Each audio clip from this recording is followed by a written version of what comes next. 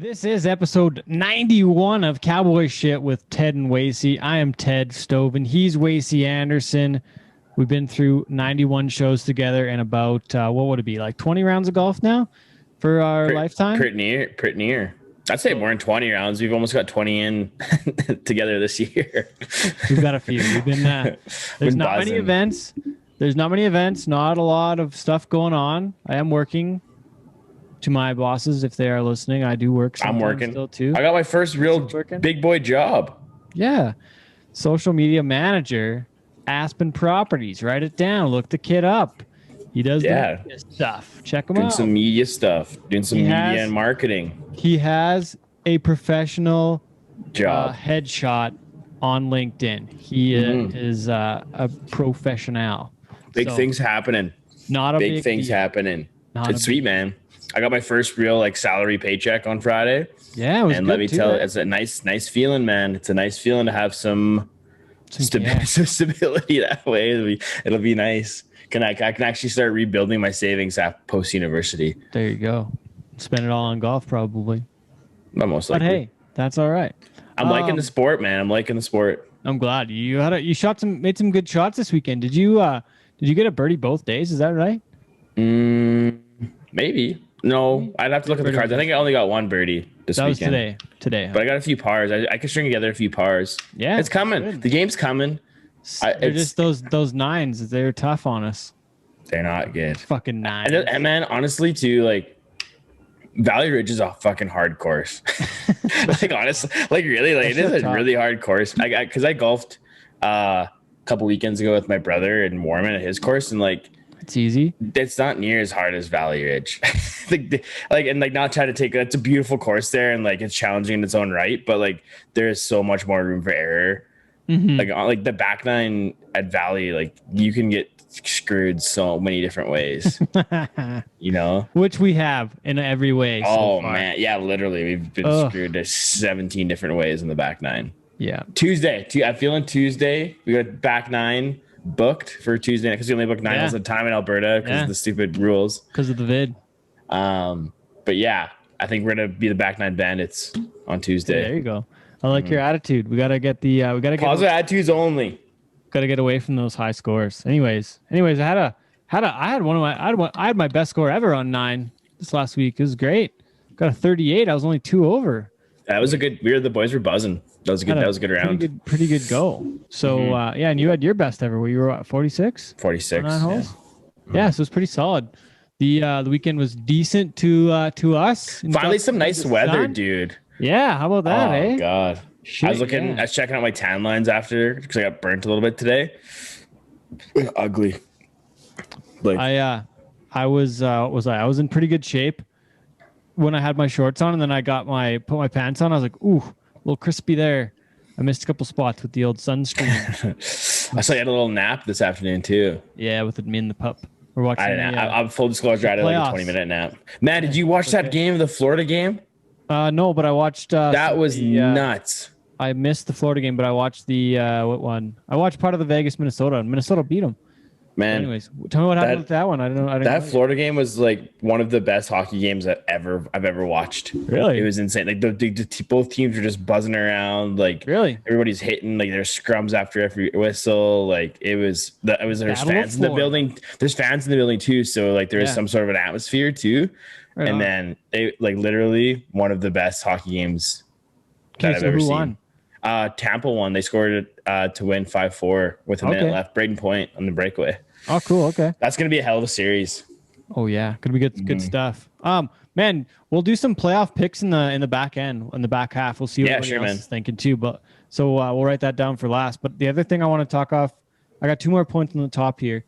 Yeah, let's give it, man. No worries. So vaccine. We both got our vaccine so far. First shot, yeah. Yeah, Sean Morton's got his first shot. Storm's getting hers on Tuesday by the time you all hear this. I saw a metric. I saw a metric today that we're 41% of all Albertans have their first shot. So we're doing really good on that 40 number. And 47% of adults, right? So what do we need to get? 62 to get 64. 64 gets the restrictions to go down a little bit. Mm-hmm. So I know it's very politicized, and there's a lot of opinions on this. It's a polarizing topic. Yeah, we've all got it. We haven't died yet, so haven't turned into a robot. Yeah, things are good. A lot of folks that have got it now in our business. Might be, I don't know. I'm not going to tell you to get it if you don't want to get it. I'm not going to say that. I just want to encourage everybody. I think it's going to help us get back to work quicker. We've all had, I'd be surprised if there's someone listening that has never had a vaccine before.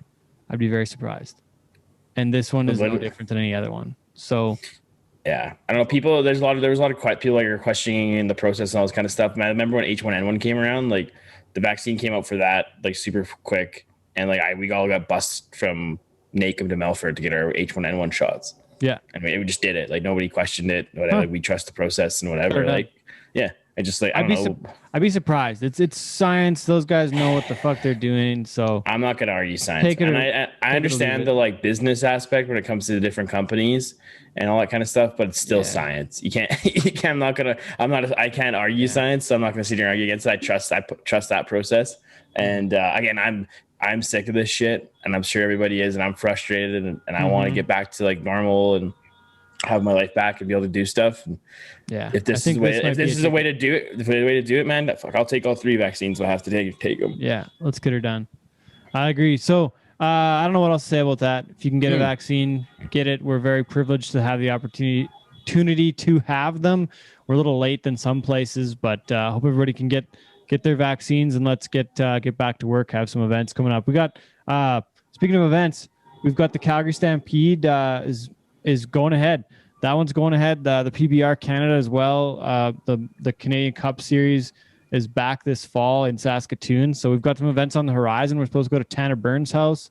Start of June for an event. Got some stuff going. Clooney's coming back. What else?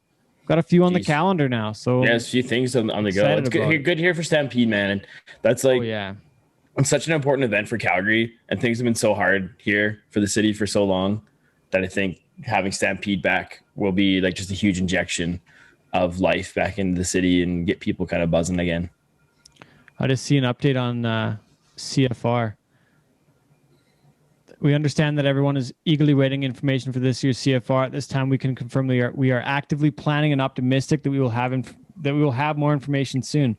Basically, there's not a lot to be said there yet. I mean, they're at a point too, though. Like, there has to be enough rodeos for them to go, right? So hopefully that we can get buzzing again here and get the schedule back going. You know what I mean? Like, it'd be similar. Like, they can't, if there's not enough rodeos for them to have a season, then how do you have a CFR? So hopefully that can get sorted. I hope the CPRA is ready to get back in action when we're allowed to. Got some. We've got a lot of June stuff on the go here. Looks like we're moving back a bunch of stuff. Looks like the first CPRA event might be in Bonnyville, June 18th and 19th. It looks like a little bit early maybe on that one, but we'll see what happens there. But Ponoka, not far behind, but with the way things are going, we might be able to get some stuff done. We'll see what happens here.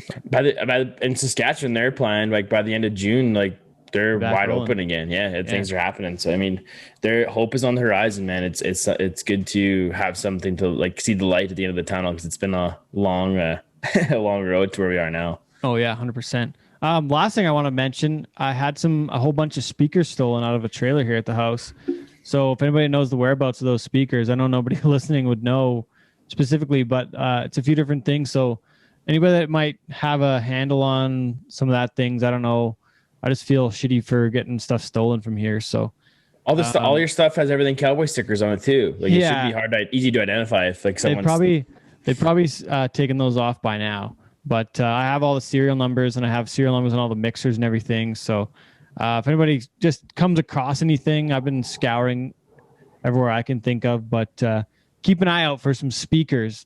They have gone missing. So somebody needed them more than you did, I guess. Apparently. So anyways, I'd appreciate some help on that. I know there might be kind of fruitless to try, but anyways, appreciate anybody that might, be in a pawn shop somewhere and just have an eye out. If you see some speakers, in a pawn shop, give me a shout. They might be Ted's. Might be mine. Anyways, thanks to our guest this week, Chad Besplug. He's coming up after this. This is Cowboy Shit with Ted and Wacey, episode number 91. We'll be back right after this. He's a 3-time Canadian champion bull rider, 2012 PBR World Finalist, the 2012 Calgary Stampede $100,000 champion, and the founder of Alpha Bull Inc.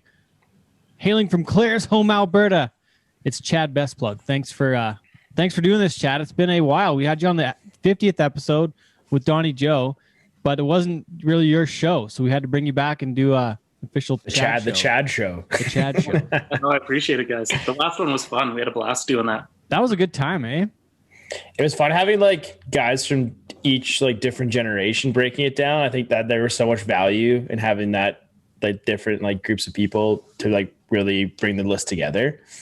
Yeah, that was a fun one. I mean, it was kind of tricky going through it, right? Because like lots of those old guys, I'd seen a few videos from, and you'd always hear about these guys, but as far as like video evidence that we have now is we didn't have a ton of that, right? So it was but it was interesting to hear Donnie talk about those guys and just how good they were, because like he's watched as much bull riding as anybody in the country, so he could probably make that list from top to bottom out of just stuff he's seen in his lifetime.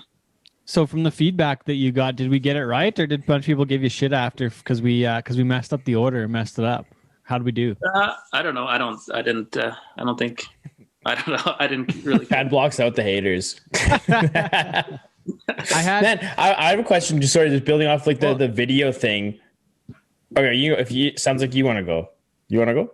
I only had one thing on that. Was that Billy Melville told me that I got it all wrong because Smokey Snyder from like the 1920s was the actual guy that should have been first. He tried to tell me that because Billy was alive in the 1920s. But the Smokey Snyder was like apparently Canadian too. But when I look back at it, he was born in California. So I was like, take off, Billy. You're wrong. Yeah, I didn't know that. They put it in Canadian Cowboy Country magazine, and I was like, oh, well, congrats. You guys are still wrong because I made a list of Canadian-born people. So take off. Yeah, no, that's good. Sorry, Wace. Go ahead. Okay, I was gonna ask because we like that'd be like a while back now. Ted and I like broke down that like night of the 90s at the PBR when all those guys were like 90.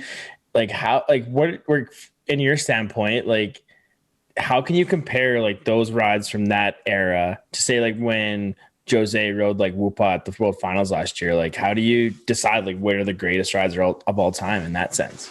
I mean, in my opinion, I watched that night of the 90s too, whenever that came out. But I mean, I watched it back when it actually happened as well. And that night was incredible. But to be honest, like most of those rides don't. I mean, they make weekly Jose or Cooper or Jess or somebody makes a ride that's better than every ride that night. Like there were some great rides that night for sure. Like I think Terry Don rode Promised Land and Chris Shivers rode Trick or Treat. Those were incredible rides, but I mean, yeah, that Jose, like he makes a ride that's like better than both of those almost every weekend. Every weekend, yeah.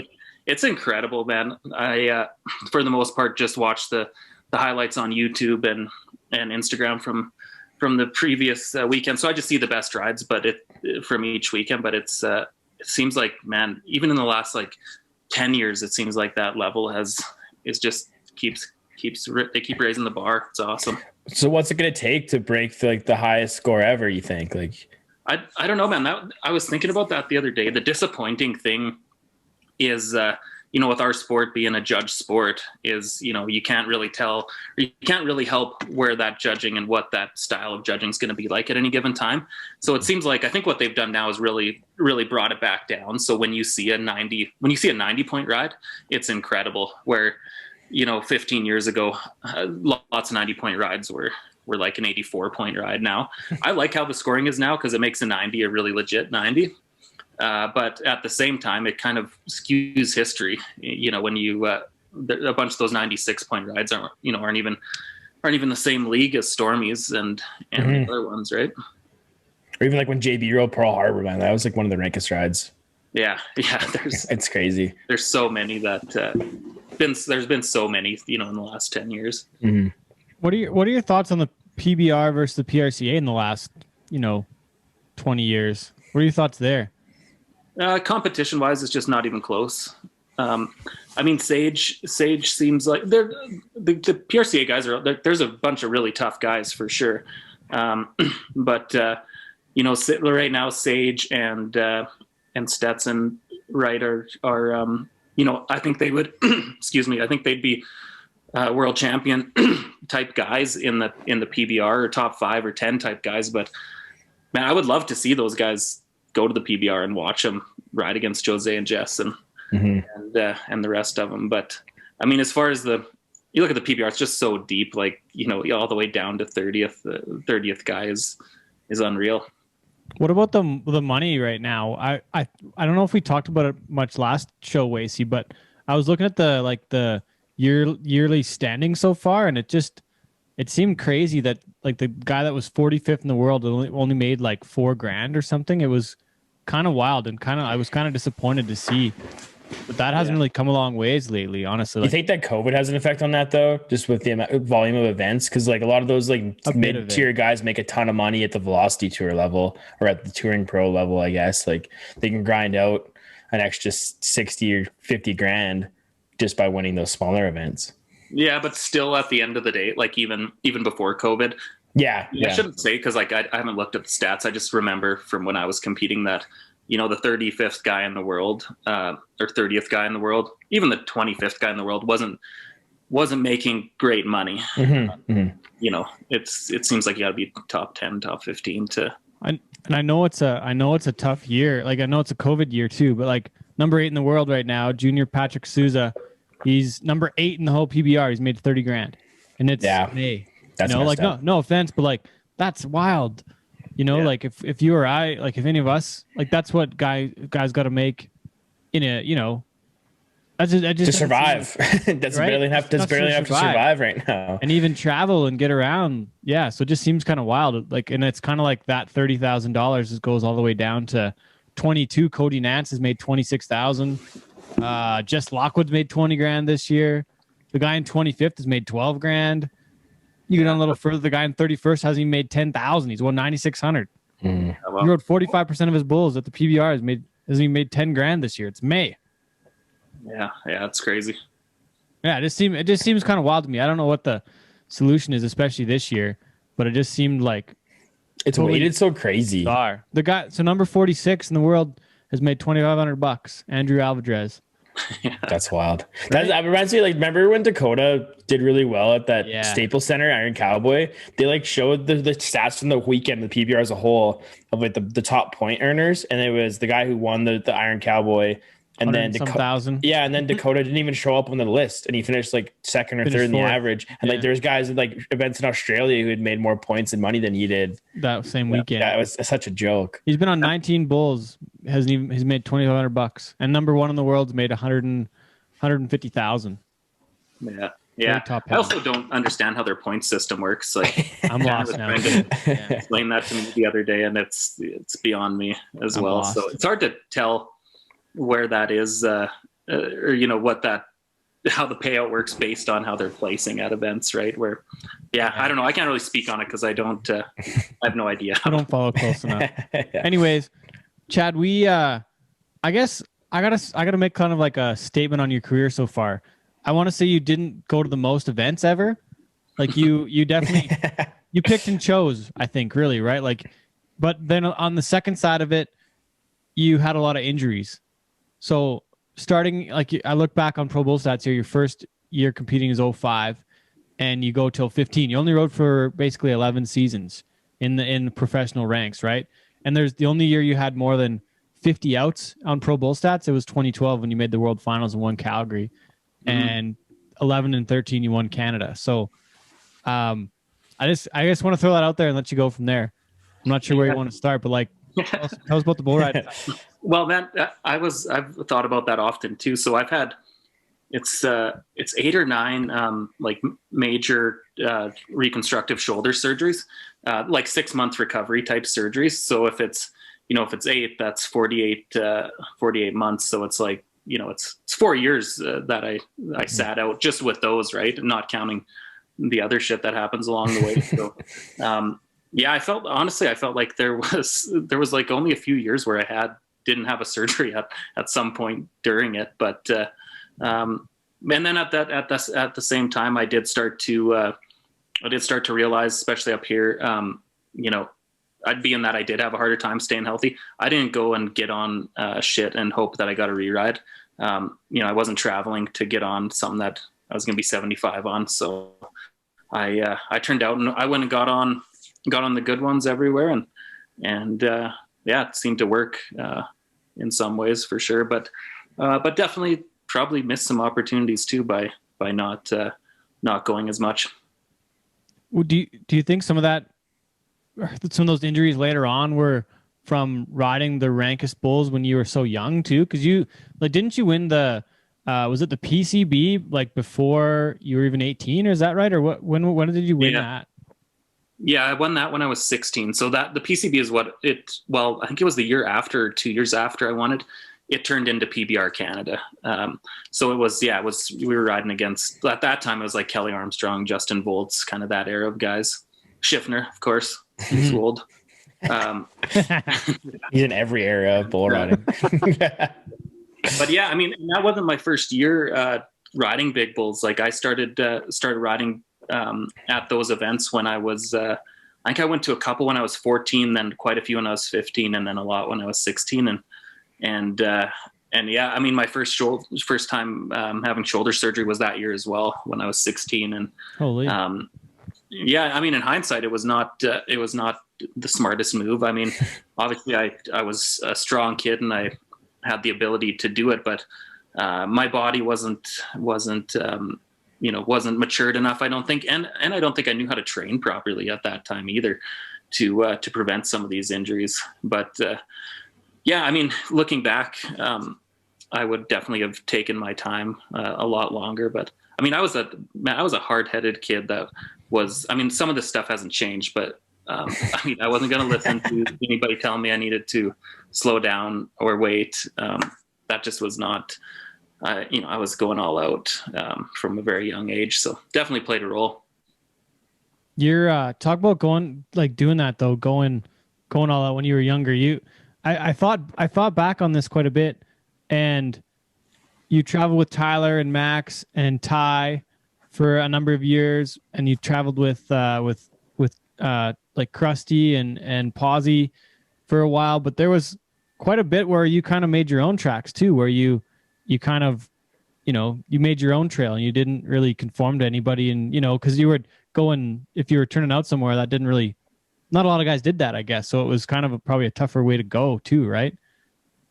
Well, not really. I guess like more so when I was younger and traveled, like, I guess from 18 to like 23, probably somewhere around there. I was in the US mostly. Yeah. So at that time it was like whoever was down there. Like I traveled with Rod and Denny Hay quite a bit back then. And then Dustin Elliott is a world champion from down there that I was with for a little while. But then, yeah, when I came back, pretty quickly after when I stayed up here for those next few years, I started traveling with Tyler. So I was kind of with those guys for the most part. I wasn't. It wasn't so much. It was more so injuries. So I'd be home for a month or two, and then when I got healthy, I'd be back in with the guys. I gotcha. Wacey? Just going back to like you say how you maybe should have taken it slower jumping into like driving the big bulls and stuff. Do you think that taught you how to win at an early stage of your career? Like you obviously have had to win and stay on at the biggest stages. And do you think by starting that out early that it made you more successful later in your career? No, I don't actually. I think if anything, this might sound crazy too, but I think if anything, it was harder on my confidence because there were a lot of injuries that came very young before I was mature, like in many ways. Later on in my career, I could have shoulder surgery, be out for 8 months, and then come back and get on without practicing. But when I was young, it took. It seems like I think my confidence was a lot more fragile, and it took me a little bit more to get back into it. And then, there were a lot of them. Like there was, it wasn't one or two. It was like 8 or 9, right? So, but you know what? I kind of realized, I guess, probably like by my early 20s was after I'd had enough of them and came back from them, I did kind of start to realize, well, like I'm not quitting. This isn't ruining my ability or anything like that. So I guess I'll just keep getting them and keep getting them fixed and keep coming back. And that just kind of seemed to be repetitive. I think if anything, it just taught me resiliency more than anything. Mm-hmm. You were like one of the early adopters of like the outside of the arena work when it comes to like training and putting in the work that way. Like, where did that stem from? Well, I mean, I was always an athlete in school, so I liked working out. I mean, every other sport you play, you realize you have to put in time in the gym. I don't know why Forever Bowler. I just thought they could get around it. Like the best guys in the world are proving that right now. They're all gym rats. But I think it was probably watching Adriano and just how dominant he was back then, and then he was very vocal about his time in the gym, and I just thought like that's the one thing. It's the one thing you can control. You can't really control your ability or injuries or a bunch of that stuff, but you can control how hard you work, and that seemed like the easiest place to do that. I mean, it's not hard to. I mean, the gym sucks if you push yourself, but it's not hard to make yourself go there every day. It's not. I mean, it's up to you whether you go or not. So that seemed like an easy variable to control in a sport with many uncontrollables. I'm looking back at some of these pro bull stats numbers, Chad, and going back to like 05, 06 and some of these different outs. I saw one where they marked this bull 48.5. I think it was Copperhead Slinger in Denver. Yeah. Yeah. That was actually before. That was before he really was famous. He was massive and like he was a full grown bull when I got on him, but I think it was that year and the years following that he really started building a name. But yeah, that still would be that's the best bull I've ever been on that trip. Yeah, he was incredible. Busted my chin open. Oh, really? He was cool though. It was awesome. So what did he do? How far did you go on him to be almost 100? He just, I mean, kind of similar to, he was really wild. I have a picture where he's like almost sideways, kind of head thrown right back in your face, but he just was leaping like way up in the air, throwing his head. Like he just was awesome. You know how flashy he was. Mm-hmm. But yeah, I guess he was a little more explosive when I got on, like kind of leaping way up in the air. And then eventually just came back and tagged me in the chin, and that was it. Some of these, I'm looking back in 06, and that must have been one of the years where you're really like, could I say you were in contention, or you would have been in the top probably 40, 50 guy or 30 or 40 guys in the PRCA, especially after a big week in Houston. You made the short round in Houston. Is that right? Yeah. So that year, well, I was in the top 15. I think I was in the top 15. But yeah. I got hurt in Salinas that I fractured my hip, and that was another 6-monther. Shit. So yeah, season ended right there. Damn. So you're in the top 15, got a chance to make the NFR. And then after that, you went again 07, and then going into 08, 09. But like I guess you didn't really go back to the States a ton after that. That was kind of like you tried the next year, and then it was kind of back to Canada and the PBR side of things for the most part. Hey, like that was what changed that then to stay home more. I don't know. I can't remember now. No, a long time ago. I'm curious. I'm looking back because then it looks like you put a bit more focus in Canada. Yeah, I think there's not any more US outs much. I think that was when I got hurt. I went to university for a bit in Edmonton, so I think that was that next year I started doing that, and then stayed up here for a few years till I went back PBR to PBR later on. And then the year you really got going was you won. You were in Clovis. You won Clovis, California on like Thursday night, and then you were back in Marwayne the next night. Was that 2012 or was that 11? I forget now. That was 2012 because it was after that I got on tour after that weekend. Yeah, after Clovis, and then you got and made a run of it. Yeah. So yeah, that was a cool year. That was a lot of fun. Well, that was your career year, really. Like to win Calgary. Like I mean, considering the year and the earnings in the World Finals, like that had to be that you're competing against the best guys. You might have won Canada, with the PCB and the CPRA twice, but that had to be your career year, I think, right? Yeah, I agree. And like, I mean, winning Canada is prestigious, but at the same time, winning Calgary's, especially with the new format, in my opinion, is the bigger accomplishment because you really are beating the best guys in the world to win that one. So it's really tough. So yeah, that would have been, yeah, that was a great year. There was kind of a few right at the end there that were memorable, but yeah, financially that would have been my favorite year. What'd you do with the $100,000? Nothing. Like, I don't do it. Well, that was so cool the way you won Calgary though. Like that was the year after the flood, right?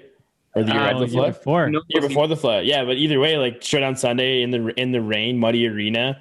Yeah, like that was one of the cool. I remember watching that on TV. That was like one of the coolest like rodeo moments in like Canadian rodeo history for sure. Man, it was a cool moment for me. I don't know if you guys have seen the pictures, but normally the back they're packed on on that Sunday, right? But on that day it was miserable out. Like, it wasn't just raining, the wind was blowing. It was cold. So yeah, so on the back of the chutes is just all my buddies and my dad's back there, and then same thing when they're doing the check and bronze presentation on the stage. There was like a crowd of, I don't know, there wasn't many people. Normally that place is packed and there's maybe like 50 people down there, but it was like a ton of my friends from Claresholm and had come up, and it was pretty cool, pretty intimate. How are you feeling? How are you feeling getting on the back of the chutes? It's cold, it's miserable out. Like, what are you doing to keep your motor running to get the job done there? Honestly, I didn't mind riding in the rain. I mean, it's the same as riding not in the rain, and I could tell that. That's a good point. And I could tell some guys didn't want to be there, and so as soon as I could tell they didn't want to be there, I just knew I had an upper hand on them, and I just always I loved having that inner voice of like, that's like, what are you gonna whine about this, you pussy? Like, it's rain. Like, get over it. If you're scared of some rain and not this insane activity you're about to do, there's something wrong there. So yeah, I live in Southern Alberta. You were born in the rain. You didn't grow up, but you're born in it. You're like Bane, born in the darkness. Yeah. But at the same time, the tricky thing with it is just keeping your rope dry on multiple bulls, which was 3 bulls we got on that day. And so trying to keep especially with the Brazilian rope, stickiness just really helps and really can be an advantage. So that was the big challenge. But luckily, like, Posabon and Krusty were back there, and they kept like grabbing my rope, drying it, rosining it. Like, they had that thing as sticky as possible. I remember Ty back there. He was just so pumped because he was like helping Chad out, and he was like back there just rosining his rope the whole time. Like, he had an old glove and was just like making sure it was ready to go. I remember going on a rosin run one time. Krusty or somebody was like, "You need some more rosin. Go get some more rosin." And I could run back and like get some more, and then oh man, it's like a surgery. Was that scalpel? Was that my Brazilian rope I gave you that you won that with, or was that a different one? No, I think that was later. I think that was the one from you. It was? I think so, yeah. Oh, wow. Shit. I never rode that. They're on your moccasin bead with? No, I didn't. I never used that Brazilian rope ever. I remember I actually like brought it down from there, like brought it back from there, but like I never used it because it had such a freaking huge handhold in it. It had like an 8-finger riser. It was like this tall to get your fucking like get your hand in it. Little hands. I just got like tiny little mitts, small little hands. But Chad figured it out. You had to tie something into the end of it, or like put a roll of tape in and then tie it down so you like take some slack out of it, didn't you? Or yeah, just took a bunch of leather out of the handhold and then put like a rock in there or something and pushed it back up. Got her tightened up. Still very illegal, but they didn't know that. The ride of the week there though that year was Slash in the 10 round. Remember we talked about that before, but that was your most, like, the proudest, or that was your best ride of the week was on Slash in the 10 round, and like it's eluded people's memories because it's like a secondary ride on the way to the big check. Yeah, exactly. And that bull, that was not that I would have ever not wanted to get on him, because it is he was super challenging, and I mean that's one that you want to ride.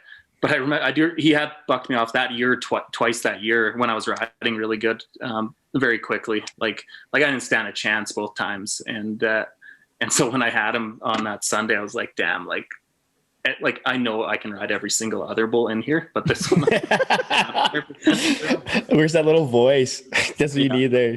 But again, it was like one of those, and this is, I love the moments when you really feel like this, but then you get up the next day and it's pouring rain, it's miserable, and you have this big challenge in front of you. I don't know, I was excited. I was like, this is what it's all about. This is when you have to perform. And then luckily you did have a fairly nice day with me, so it did work though, but still was it was a cool moment. That I remember that one more than the short round one too.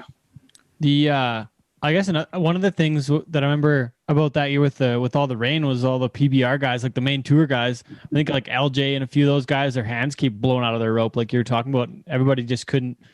None of those guys are used to riding in the rain. They hardly even ride outside anymore when they're on tour all the time, right? So yeah, that's true. And we did, like, I had some tricks that we would do. Like growing up in Canada, you're going to get on in the rain. Yeah, and you're going to get on in some shitty weather. So like one thing we used to do, I mean, you do it riding Brazilian or regular, but would be after you take your wrap, you take your tail and then put it under your knuckles and then roll. You know, when you go to roll your knuckles up, that the tail of that rope is stuck right under there, so it's like another half a wrap almost. The double suicide. Yeah, it's sketchy, but I mean, you don't need to do it. That's probably how your shoulder blew apart.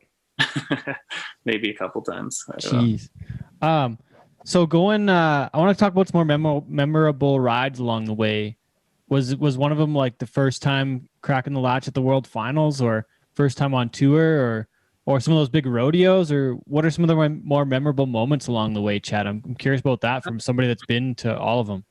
Like some, what do you want? Some really good rides, or outside of Canadian finals type stuff? Anywhere. Just what stands out to you in your bull riding career now that it's over? You know, you've been out of it since 2015. It's a few years, kind of looking back. So I just wonder what you remember. What stands out? Like one of the first kind of big time rides I made, outside of Canada was I was 90. I won a round at Houston. I was 92 on the bull of the NFR from the year before.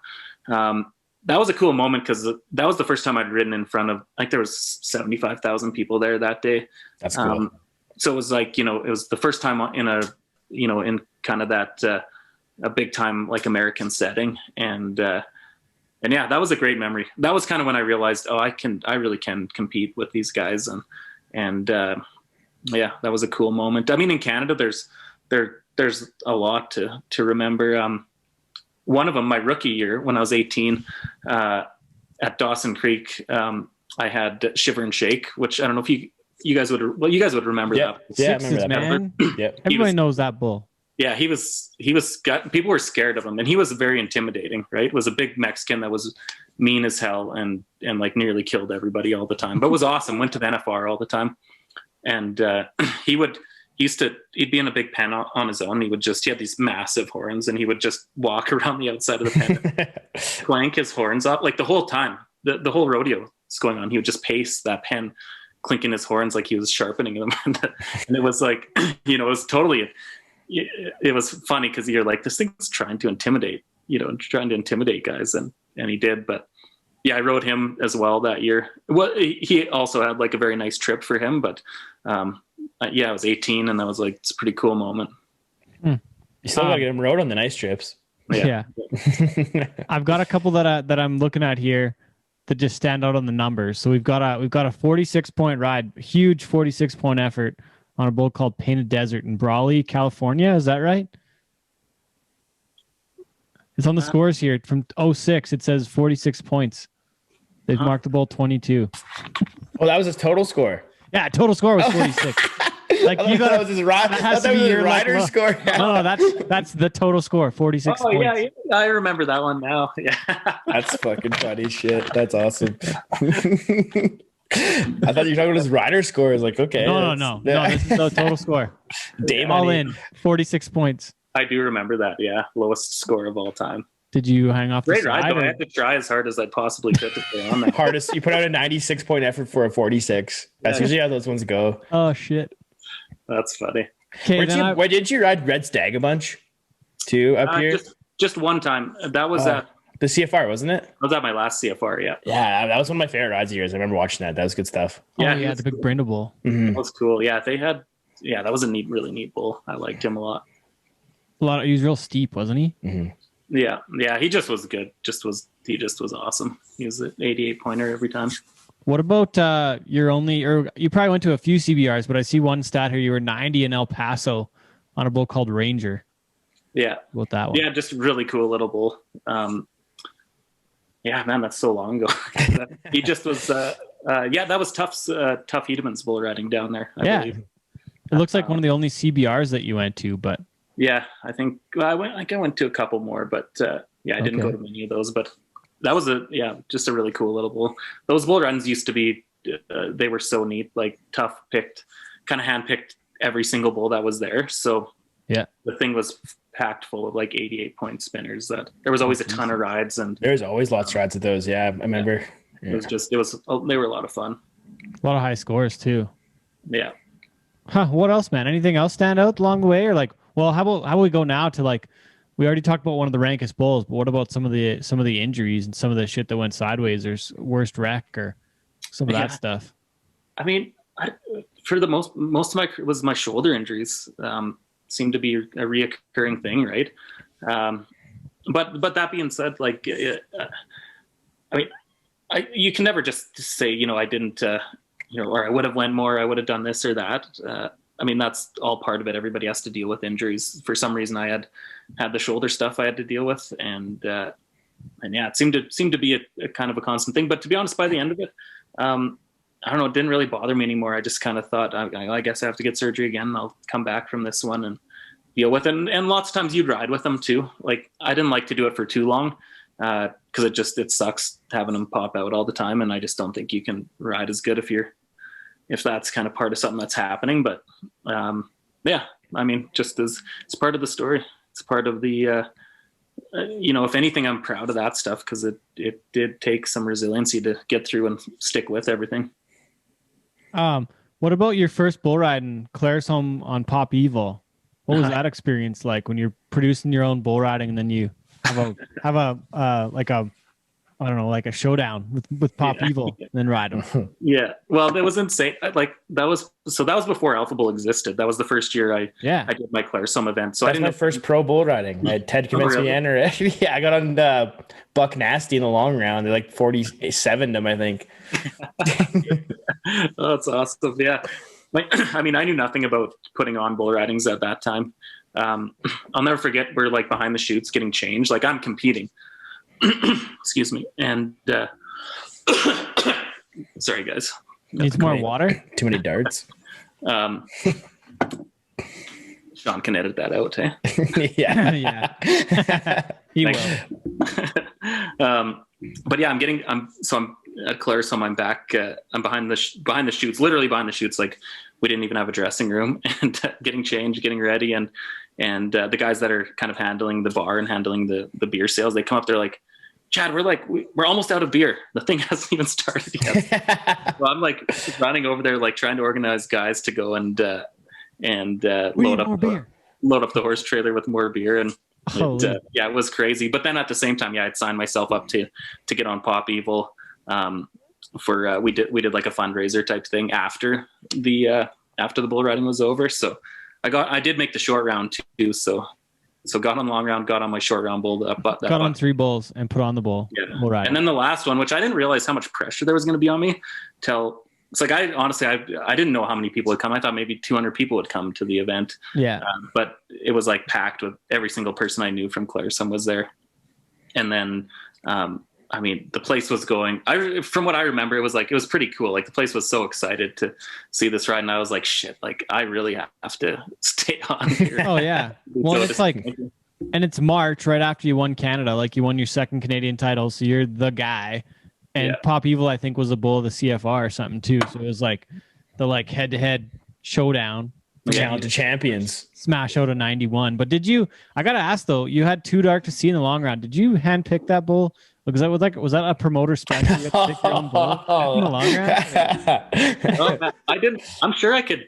I know how to cheat now. I'm sure if I wanted to, if I was riding, I could cheat myself back then. I didn't even think of it. too honest and pure.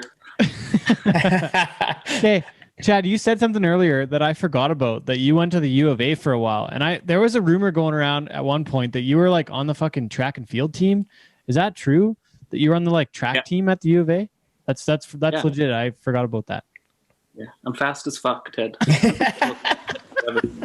Like, you were like a 100-meter dash guy, or 200, 400? Like, where were you at on that? Yeah, the 100. So in high school, I really was I was one of the fastest in Alberta, actually in Canada at one point in high school. So, but then I didn't run again for 2 or 3 years. And then when I enrolled in U of A, I was like, I was going to the gym. My best friend who I was living with played on the football team there. And so I would train around these guys that were playing football, and some of them ran track as well. And I was like, man, I should just try out for it. It'd be free training if I make it. But in reality, like, I made the team, but there were guys like that have been training their whole lives that were freak athletes that were like the real deal. So I just kind of made it, and really wasn't that exciting. Sounds better than it actually was. Fun little fact though. The way you spin it, you make it sound super cool. I wanted to talk about the hell on hooves. Can we talk about some of that stuff? Yeah, you bet. I gotta ask more track and field first. Okay. I want to talk about that. So did you did they pay for your schooling? Did you get a scholarship out of it, or were you just on the team? No. I just made the team. Yeah. It'd be probably similar to like, if you like, when you go to college down there, they're the rodeoing, like they get 4 male athletes. Yeah. It'd be probably the equivalent of like getting picked to be on the team like one weekend, maybe. Oh, okay. You walked on. Did you get like the boys who'd been training forever? Were they just like, who the fuck is this guy? No, they loved me. That was really? Like they found out I was a bull rider, and a bunch of them came and watched me at the CFR. The coach came, so they knew like that. I was training to do this other stuff. So yeah, it was cool. That's awesome. Cool. And then I'm still in touch with them. Oh, really? I don't know what else I was going to go. How fast could you do the 100-meter now, you think? Not very fast. I was. No, I wouldn't even attempt. I'd embarrass myself now. Okay, one more, Wacey, before we go to the next. Yeah, no worries. So there was another story before I knew you that you like packed up one year and went to like Thailand backpacking in the middle of a rodeo season or something. Is that true, or was that not true? That's partly true. I did pack up and go to Thailand, but not in the middle of a rodeo season. It was the same. Okay. I'd had another shoulder surgery, and it was would have been kind of the last couple months of my recovery. Okay. Okay. Yeah. How was Thailand? Yeah, it was awesome. It was awesome. I want to go there so bad. I didn't do I was pretty young then, probably like 20.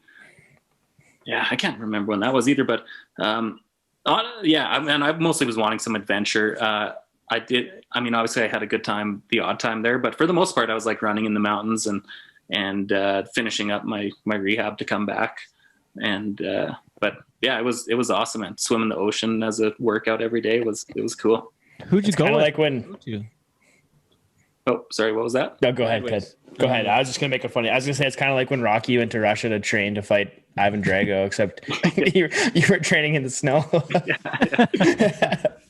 yeah, exactly. But yeah, no, it's cool. I'd do it again for sure. How'd you decide to go? Like, who'd you go with? What was the story there? I went on my own, but I had some friends that were over there from college that I met up with for a bit. But okay, which for college? the most part, you would meet just traveling around. You would meet other people, that's true. And then you'd hang with them for a week or so, and yeah, it was cool. So oh shit, where was I gonna go with that? I blacked out. Blacked out there. Traveling, meeting people. Yeah, and going to Thailand. I asked who you went with. What college? Yeah, college. That was what. So college friends from Odessa or college friends from U of A? From U of A. Okay, U of A. All right. Okay, I get you then. Huh. Okay, Wacey. I think I'm off that train now. You're off the track. I'll have to cook something else up though. There was stuff though, like we always heard about the allure or the like the mystique of Chad Besplug. Nobody like really knew what he was up to, or the most interesting man in bull riding, Chad Besplug. Yeah, right. Like he follows no one, just does his own thing. So like I mean that was never something I intended to it was never on purpose. I was just like I was just living my life exactly. Just living. It was honestly, I didn't even think about it till years later. People started telling me like that was crazy that you just went to Thailand for 2 years. Like we wouldn't think, or for 2 months, like we wouldn't think of doing that. It's like, yeah, I don't know. I didn't think of not doing it, I guess. Hey, so what else did you do on that same train of thought? Like what other stuff did you get up to that way?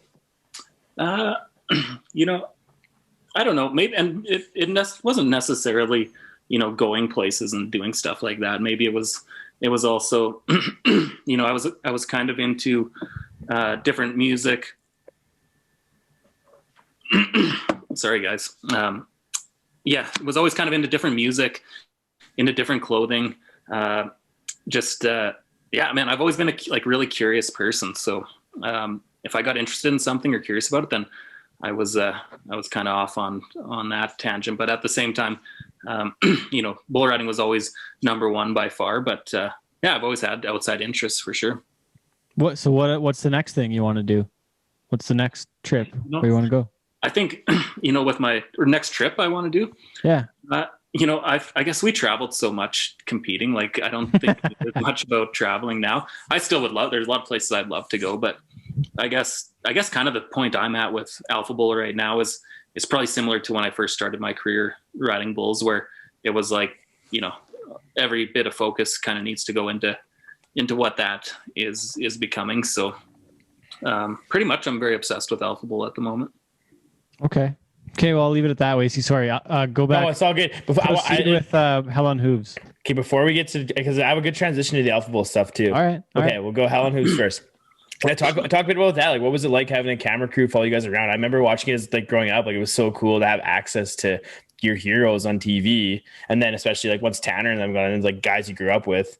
Yeah, on that level, like it's kind of a good like behind the scenes access for people to bull riding.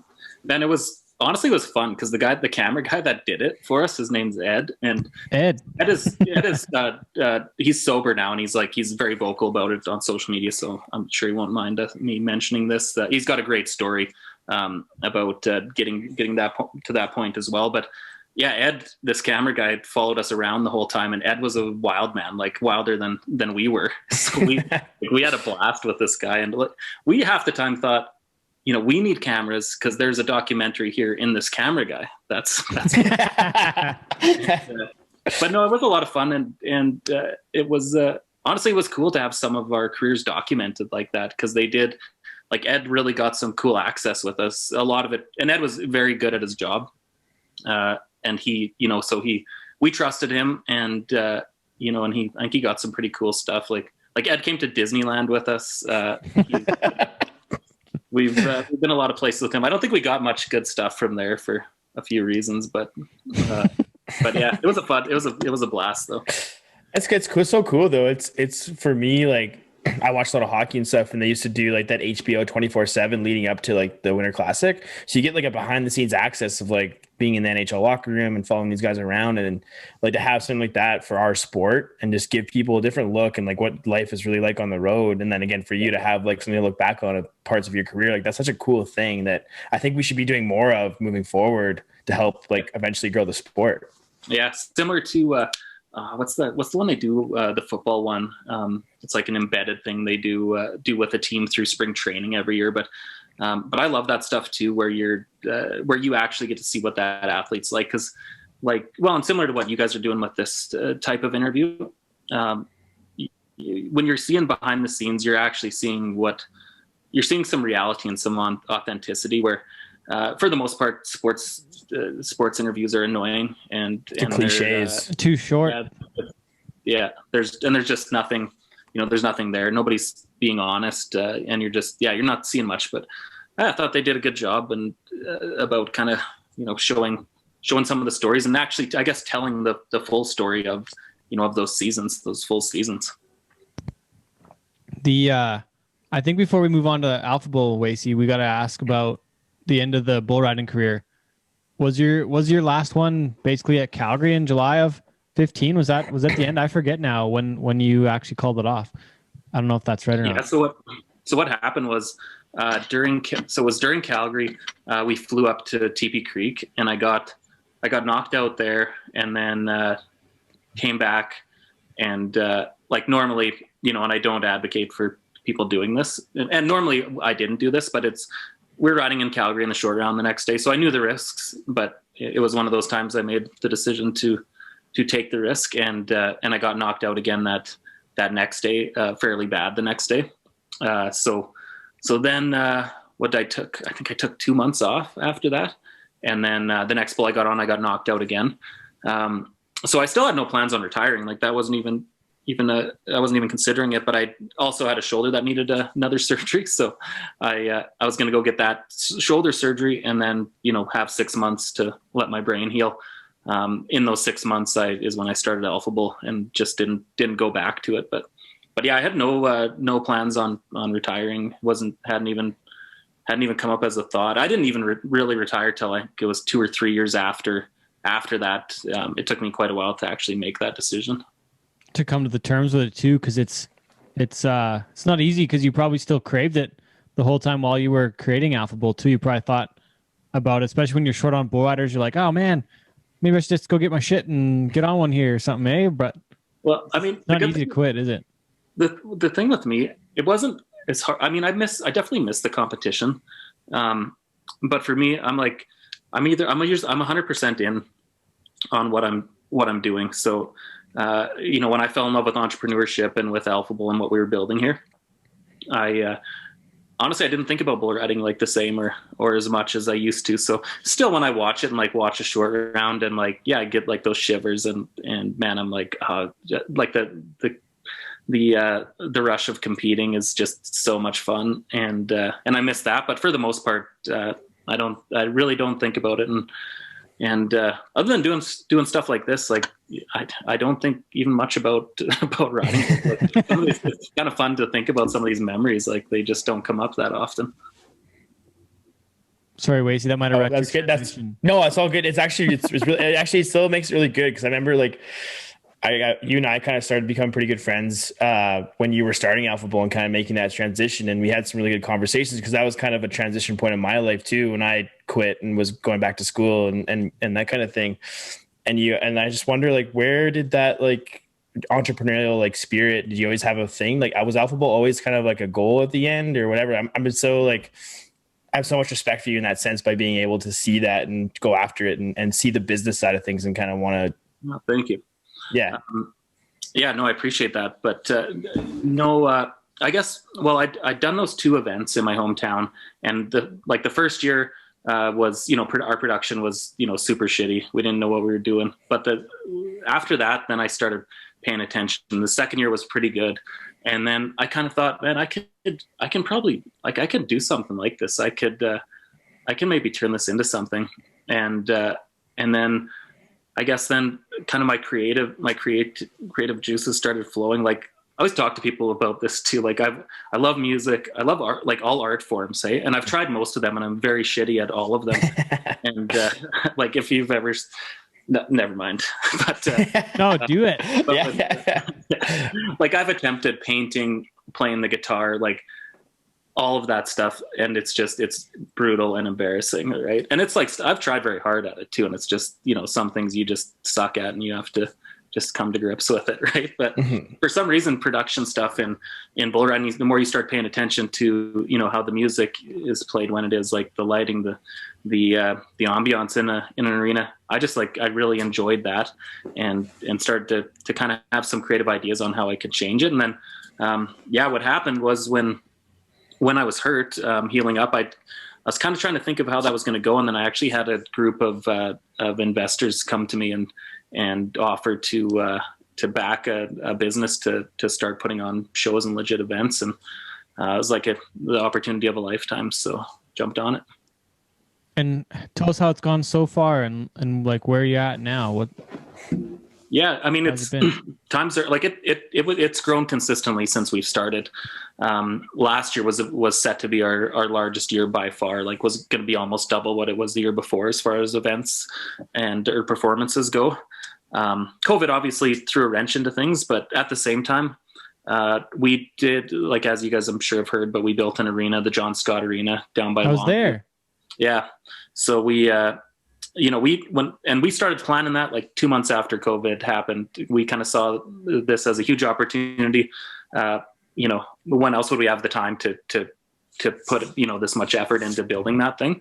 So yeah, we've been using that time to build it. And whenever things do open, we should be bigger and better than ever.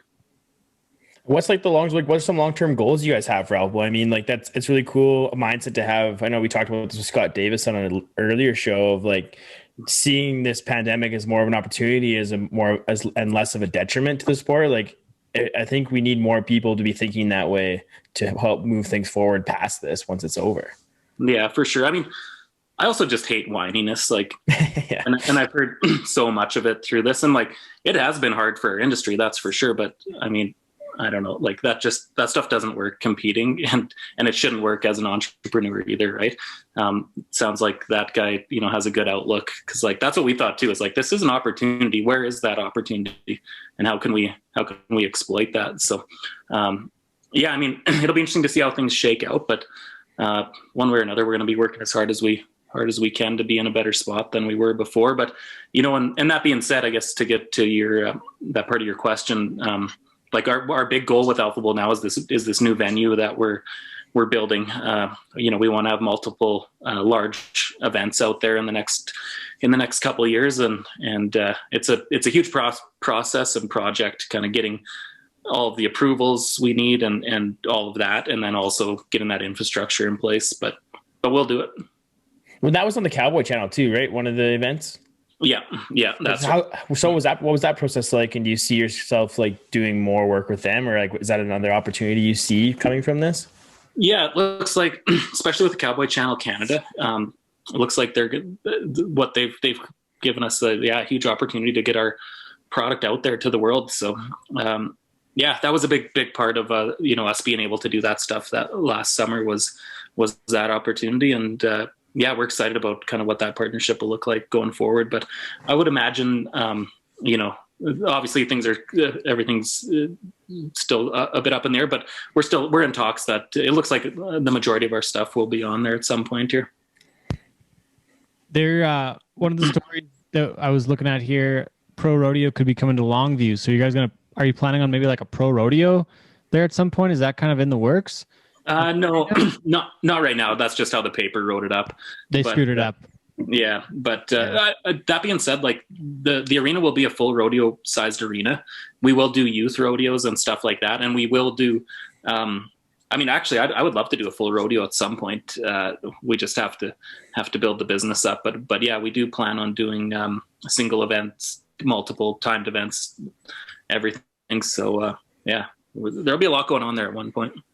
Part of the deal too was like festivals too, right? Like, don't you guys want to have like some music brought into those events too, and kind of make it more of a weekend thing? I remember talking about that about Claresholm at one point, but it just was never. It's not going to work in February, so you got to have an outdoor event and do something. Longview's a perfect setting for that too, though. Like, especially where the arena is, like the mountains in the background, like beautiful, like southern Alberta. That's like Alberta. When you think of Alberta, that's what you think. Yeah, exactly. So yeah, there's so much we want to do out there. Music. I mean, we're going to always have music at our shows. That's always going to be a big part of it once fans are back. But yeah, we see some festival type stuff in the future for sure. Given like your entrepreneurial mindset and stuff, and you're kind of an outside the box thinker when it comes to the industry, like what are some ways you're trying to capture new fans and bring them to the sport rather than just catering to the traditional side? Yeah, it's a good question. I mean, at the start, we really thought, well, and I still believe this, especially with our indoor events, the way we do our lighting, where it really has, in my opinion, is even more like PBR is already a rock and roll vibe to it, but we're even another step further, right? And so I keep hoping that what that does is when when you get that fan from the city that maybe feels uncomfortable, they're there and it's dark, your inhibitions are lowered. Like, it's a real party atmosphere too, right? What you hope is, just something clicks with them and you make a fan out of them. I do think though, culturally, there's such a divide right now that it's going to continue to be a huge challenge for us to cultivate new fans from urban areas. I don't think that's impossible, but it is something we're going to consistently be thinking and working on. I think overall, like, is messaging and is communication, on what we're doing. Bridging that gap. Yeah. Is so important. Well, part of it too is that we don't need to market these events with fucking wood and hay bales. Like, it's not all about rodeo and country and western and shit. Like part of what you started off with in the very beginning was you told me I couldn't play any like classic rock music. Like the first bull riding years you worked, or maybe the second one, it was like, no classic rock, no country music. This has got to be fucking, it's got to sound cool. It's got to be some cool shit. It can't be none of that old bullshit. And I was like, that's all I play, Chad. It's like, that's all I have is like classic 80s rock. Oh, that's all I have.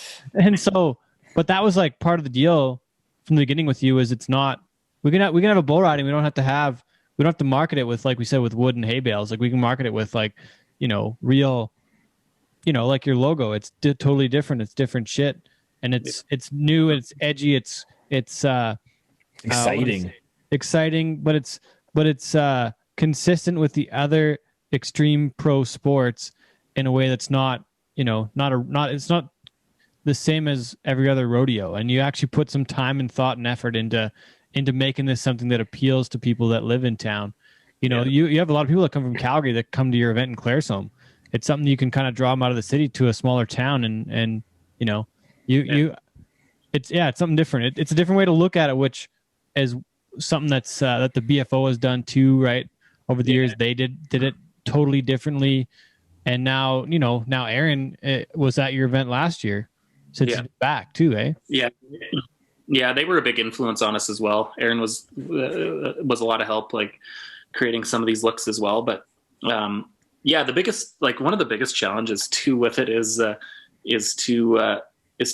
keep upping the bar. Like you can't completely change things all the time, but you need to be like consistently kind of upgrading or pushing things in what direction you want it to eventually end up. And I guess part of it too, is it kind of is a reflection on, I mean, it's the exact show I want to do, right? And some things I do honestly aren't even for fans. It's just like, I like this, we're going to do it. So, and people like it usually. Not always, but I mean, part of the thing is pushing the envelope and adding that extra production. But then some of the tougher parts of it is that you're working on a budget that's a certain amount of money, and you can't spend too much on production. Otherwise you can't make anything at it either. So there's a kind of a fine line on what you can get away with and making it all work. Right. Yeah. And that part sucks. Cause your budget's like, I don't know. Every time I always spend way more than what I budget for. And I've actually started budgeting for the fact that budget? I'm not going to stay within my budget. But half the time, I mean, obviously you got to make the right business decisions, but I mean, we've made conscious decisions too. Like, yeah, we're going to make way less on this event, but we want to do it this specific way. Because we want to sell more tickets in 5 years from now, as opposed to selling, or as opposed building up that brand is so important. Yeah, exactly.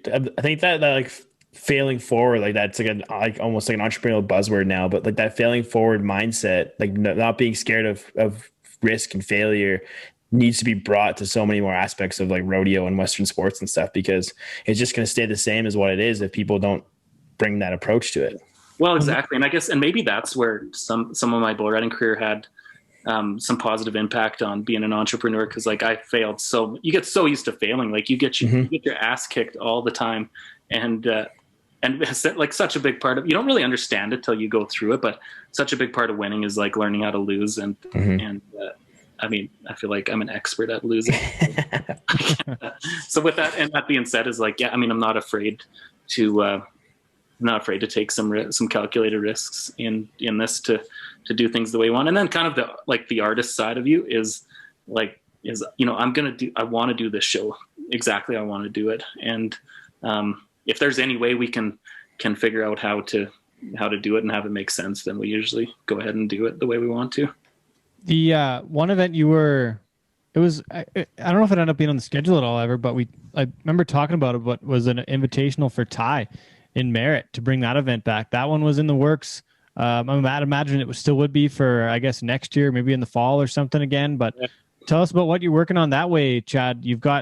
Previously you've had Moose Jaw, TP Creek, Claresholm, Dawson Creek, part of Bulls After Dark, White Court, 2019, White Court. Yeah.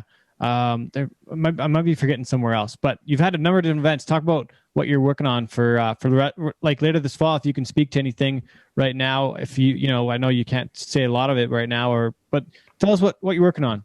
Yeah, there's a couple big ones that are coming. The one I can tell you about though is, or I guess I can fill everybody in on is Thai Posabon. So we announced it last year. I think it was a month before COVID happened. Mm-hmm. So we had to cancel it again. So we are going to be doing that. We're going to be doing that in the next year and a half. Some things depend on COVID here, but that event is coming back. Kind of as soon as we know what the schedule looks like as far as COVID goes, that event will get scheduled, and we are. It does look like we're actually bringing it back to it. It's going to take place in Calgary or Longview Longview. Ties event is. Yeah, it's going to be at our. Oh, really? Our venue out here. Wow. So yeah, obviously, there's going to be a lot of news around that when it comes, but this might be a good platform just to kind of let people know that is in the works eventually. So once they're here first on Cowboy shit. Yes. There you go. So we're excited because, man, that's been, twice now that we tried to do it and haven't been able to. And I know that's going to be, I just know that's going to be a huge one for the foundation, first of all, and then for the rodeo world. Like it's been a while since Ty's passing. And I think, I know this event's going to turn into kind of a big reunion for our world, and especially from guys from kind of our generation. So, I'm pretty excited about that one. Oh yeah. Yeah. Me too. I kind of forgot about it, and I always love going to Merritt too. So I'm surprised to hear you bringing it this way, but I'm excited either way. It's going to be awesome when you get to have it. Yeah. Yeah, for sure. So yeah, it'll be good. What else you got on the go? Oh man, I guess we do have some other stuff coming this fall. I just can't speak on it on camera right now. No worries. But like what we're hoping, man, with COVID is that like our Dawson Creek event, which is one of our favorites, to end of November. We're moving ahead with that one as if it's going to happen, which we're quite optimistic with that. And then, after that, honestly, like we're kind of looking at the world as if it's going to be. Everything's going to be back to normal. Schedules will be back to normal, and we'll pick up with everything we've been doing in the past. Plus there's another 3 or 4, but we'll have to wait for the next one to get into those. Yeah, deal. Okay, man, we got to talk about current events, I guess, a little bit. Wacey and I both got our vaccine now. Wacey had COVID. I think I might have had it in like January of like 2020 before it was a thing. You had to run in with it. Have you got vaccinated yet? How are you guys doing now? Where are you at with that? I haven't got vaccinated, but I mean, I'm sure I would. I don't know. Nobody's told me about where to get it or anything, so I haven't. I'll send you. I don't know. Like, I don't know what the rules are if you got it. Like, so I don't watch. I really don't. I'm interested to hear about these current events. I don't. We don't watch the news either. We're just talking about what's going on with us. Yeah. Wacey I don't know for his dad. Yeah, I'm Métis, so my dad was able to like book in, but he somehow couldn't make his appointment. So since I'm also Métis, I was able just to step in for his appointment. It was like bare ass luck. I think on Wednesday it'll be like 2 weeks since I got my shot, so I was like super lucky.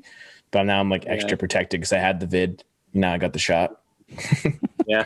I haven't thought about it. I mean, I don't know. I guess are you supposed to get it if you've had COVID already? They say it's like supposed to be like you're getting the second shot, but you're still supposed to get fully vaccinated. But it's almost just like if there's any side effects, there won't be as bad as for some people because you already have like antibodies or whatever. Like that's as far as I know, and that's as much as I can speak to. But it's just one of those things, man. Like I'm so sick of this. Like I'll take all 3 vaccines. Just give them all to me. Yeah.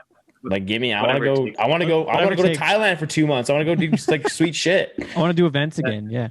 Yeah, I want to go see I want to go to see my friends at events and shit. Like I want to go do stuff. I mean, as you know, there's like everybody has a million opinions on this shit nowadays. Oh, yeah. I mean, I don't really give a shit what the deal is. Like, get or don't. If there's a way for us to just get back to work, like whatever it takes. Yeah. I'll get COVID again. I don't care. Let's just get it over with. Get it over with. I don't know how deep we need to go into this, but I'd love to hear your thoughts on the Bowden rodeo. just because we talk about like like back to our conversation about like getting new fans and how there's that big disconnect between our people and like the urban circle and stuff. Like, what kind of effect does something like that have on us and like our battle to get more people involved in the sport? Yeah. What are you? 0%? Zero new fans from the boat. Zero new fans. Yeah. Zero new fans. I mean, yeah, I guess. Also, I didn't pay much attention to that. I did. It's bad. So bad. I did hear about it going on, but I guess I don't know. Yeah, and just like the reason I ask is like for someone from your perspective, like I know, like I've talked to Keenan and whatever, but like, like people have been trying to do this the right way and work with HNS and like get these events happening because you understand like this, like how important this is, but then there's something like that happens and it seems like it just 10 steps backwards. I mean, it seemed like it was like kind of an amateur type deal. Oh, so amateur, dude. What I like my thoughts on it, and where I just wouldn't go to something like that or be around it just because of my whatever people want to do. I don't. I'm not judging what anybody's decision to go anywhere. But for me, as a professional and running this is like, I'm not seeing other professional sports do stuff like that. So it's like, despite what we think about like these lockdowns and stuff like that is like, I still think our behavior should be in line with what the NHL is doing and what major organizations are doing. And that doesn't really fall in line with it. I guess maybe that's where I didn't even really consider it because I didn't consider what those people are doing to have anything to do with me. But I do understand from the outside looking in, the perception definitely would be that's part of, our community, which I mean, in my mind, it's just not. But. Yeah, it just is tough because for that, like for the urban crowd or the people not directly involved in our community, we're easily grouped together. I mean, like you talk about how that's like an amateur event, but it's just like, oh, you rodeo or you bull ride, like there's no separate, you know what I mean? Like how like the NHL and all that stuff, they like people know. Yeah. So I think that's where the difficulty is going to come from something like that. And it's just like, yeah, I don't know. At that point you make though, about like trying to like hold your standards to those other pro sports. Like we want to be considered with those people and like those groups, like we need to act like it and carry ourselves in that way or else we'll never will be. Yeah. I completely agree with that. And that's probably the last thing that some rodeo cowboy who's a bulldogger that thinks they need to be treated like a professional athlete. If there's anyone that thinks that went to that rodeo in Bowden, that's never going to happen for you. Ever. Yeah. Oh man, that's brutal. Ever. Yeah. I don't know. It's like, yeah, it's weird. Yeah, that's a good way to put it. Let's get on to some other stuff now. Chad, I've got some questions for you. So we no way.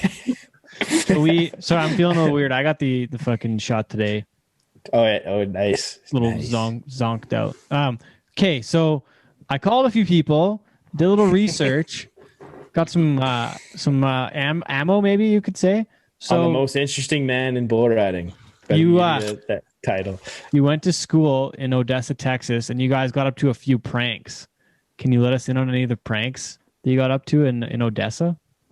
Well, can you give me a hint or two? Eggs. There was one about eggs and a hat. I remember messing with eggs a lot. Like, what? What a statement that is. Well, this guy's still rode. Cody Campbell. He's from Washington. He lived in the room. So we're in dorm rooms with four people per room. So my roommates are Tanner Gerlitz, Ty Elliott, Tyler Kraft. Right? It's what a crew. And then so Tanner Gerlitz's bedroom is he shares a wall with Cody Campbell, who's on the other side of that, and so we actually just cut a hole in the wall, and, we cut a hole in the wall when Cody would be sleeping or like really having a very deep sleep, and then we had a whole funnel system. We'd pour stuff through there, and there's a lot of shenanigans going on. A lot of creativity. That's where it all started. That's the roots of Alpha Board. Pouring stuff through a wall. On Cody Campbell. Yeah, we had that place was so much fun. So Tanner Gerlitz. I don't know if you guys have had Tanner on here, but you need him on here and to tell these stories. So he once spent like his last $250 on a realistic Batman costume. That was the best. This was the best. This is the best investment though. He made. Like we got so many good hours out of that thing. Bo Hill used to come and hang out in our dorms between rodeos all the time, and he would all the time would put this Batman costume on and like go out like onto campus and like scare people coming out of night class. And Tanner Gerlitz actually got in a fight once wearing the Batman costume. Yes. Yeah, I should get that story for him to tell, but that's fucking awesome. It was awesome. You did find a picture of Tanner in this Batman costume? Yeah, I'm sure he's got some. Aren't you glad that you didn't have like cell phones with cameras at that point in your college career? We would be no, I can't even imagine what oh dear. I mean, probably why kids don't like do anything fun anymore. They don't like, I don't think they do anything really. Yeah. You can't, because you go to jail like all the time. What's a one-way ticket to Barstool Sports? Just Tanner Gerlitz walking around campus fighting the Batman costume. Oh man, Chad, I don't know how to say this right. Where did Turkey get his name from? Turkey. What was that from? I don't know. You don't know? Like it's just what is what? Yeah. When did he? With D, so does Tanner. So did he get hooked on the like the chips and dip when he was in Odessa? That might have been it. Yeah, his sophomore year, he put on quite a few pounds. That might be where Turkey came from. Did the Batman suit still fit after his sophomore year? Yeah, I think so. I mean, I think he lost it shortly after that. Oh, okay. But yeah, I can't remember. I think Jason Finkbeiner maybe gave him that nickname. What about the one with Ty Elliott and Guitar Hero? I don't know. Like, I don't remember that. Really? Man, what did you guys get up to down there? How many beers did you guys drink? You? A lot of Keystones. Many concussions, I guess. Like, I mean, what is Ty? I can imagine Ty's would try as hard as he possibly could singing, and would be terrible at it though. Is that no? So Tanner told me that you guys had a Guitar Hero set in your room, like in your dorm, and you guys would all play it, and Ty would just give you shit all the time, like, oh, you guys are so lazy, you shouldn't be playing fucking Guitar Hero right now, and he just give you guys such a hard time on Guitar Hero. And then you guys went away for a weekend or something and came back, and the music was blaring, and Ty was in the middle of a fucking full-on leg kick, just jamming out with Guitar Hero when you guys got back. I do remember that now. Yeah. Okay, what about when you crossed the border when you were like 16 with Scott Schiffner on the way back to Pincher Creek? Neil and Ginger. Oh yeah, that was by yourself. Yeah, that one was sketchy. Yeah, I just was down there. I forget why I was with Scott, but I must have went to a bull run or something up here with him. And you were with. He said that you were with Neil and Ginger and your sister somewhere in Arizona or something, and then he had to go back to a rodeo, and he asked your parents if you could go with him to do this all-nighter back to Pincher Creek. Yeah. Like, you're only like 16, I think. Oh no, you know what? Actually, yeah, I remember this now. I got in with him somewhere where him and my sister were competing, and then we actually went to Walla Walla, and Scott rode a bull called Splinter that like went to the World Finals a bunch of times back in those days. I think he was like 90. I remember that being pretty cool. And then and then the next day we're crossing the border at it's probably 5 or 6 in the morning, and so I was 16, so I had a fake ID, of course, and it was the fake ID said I was 23, and like it looked nothing like me really. So they for some reason they pull us in. I think they were just bored, and they get looking through my wallet, see I have a fake ID, and then of course I lied to him to say it's my friend's, and he left it, so I'm taking it back to him. And then they start going through the vehicle, which I mean I was more annoyed than anything because it's early in the morning, we're kind of tired, and now we got to sit around for like 3 hours, and so they come, and Scott's like a straight guy, right? Like there's no way I wasn't worried about him having anything in there that we get in trouble for. The guy comes back, and he looks at us, and he's like, either of you ever done drugs? I mean, and this is like, I was so innocent. I was like, well, I can't lie to these guys. So I'm like, yes, I smoked weed like twice last year. And they're like, that's it? Yeah, that's it. They're like, well, we found traces of, and I can't remember, like I don't even know if they told us the exact drugs, but they said we found traces of hard drugs in this camper. So then I look at Scott and I'm like, dude, what have you got me into here? Scott's like, well, that's impossible. I don't know how anything would be in there. He's like, are you saying that you found something in there? They're like, no, we found traces. It's like, well, I don't know how to explain that.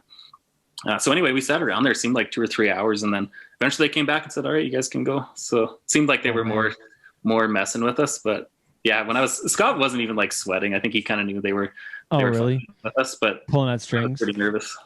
Well, so Schiffner told me, so his version of the story was that you were pretty young and it was one of your first times across the border, and he was like, the border guys stopped you, and he didn't mention the fake ID thing, but he said that they found some kind of trace amounts of like heroin or something on the steering wheel or some kind of shit. They pulled off like the air filter in the truck because they were trying to see if you guys had any drugs in there. But then so Schiffner said, he was like, yeah, and then the border guys just start saying, where's the drugs, guys? And it's like really like hammered into you guys, like, where's the drugs? Then he said that you broke down and you're like, I tried marijuana once in high school. That was his side of the story, but yeah, well, probably some truth is probably somewhere in the middle there. That's fucking funny. Shit. Yeah, I do remember being like kind of scared though, like shit, like yeah, can I get in trouble for that? You don't really know when you're 16. Oh yeah, for sure. Oh man. So who's the favorite child in the Besplug house? Is it you or your 2-time champ at the Calgary Stampede sister? Jill? It's my sister. Yeah, they told me. I asked them last Christmas. They told me.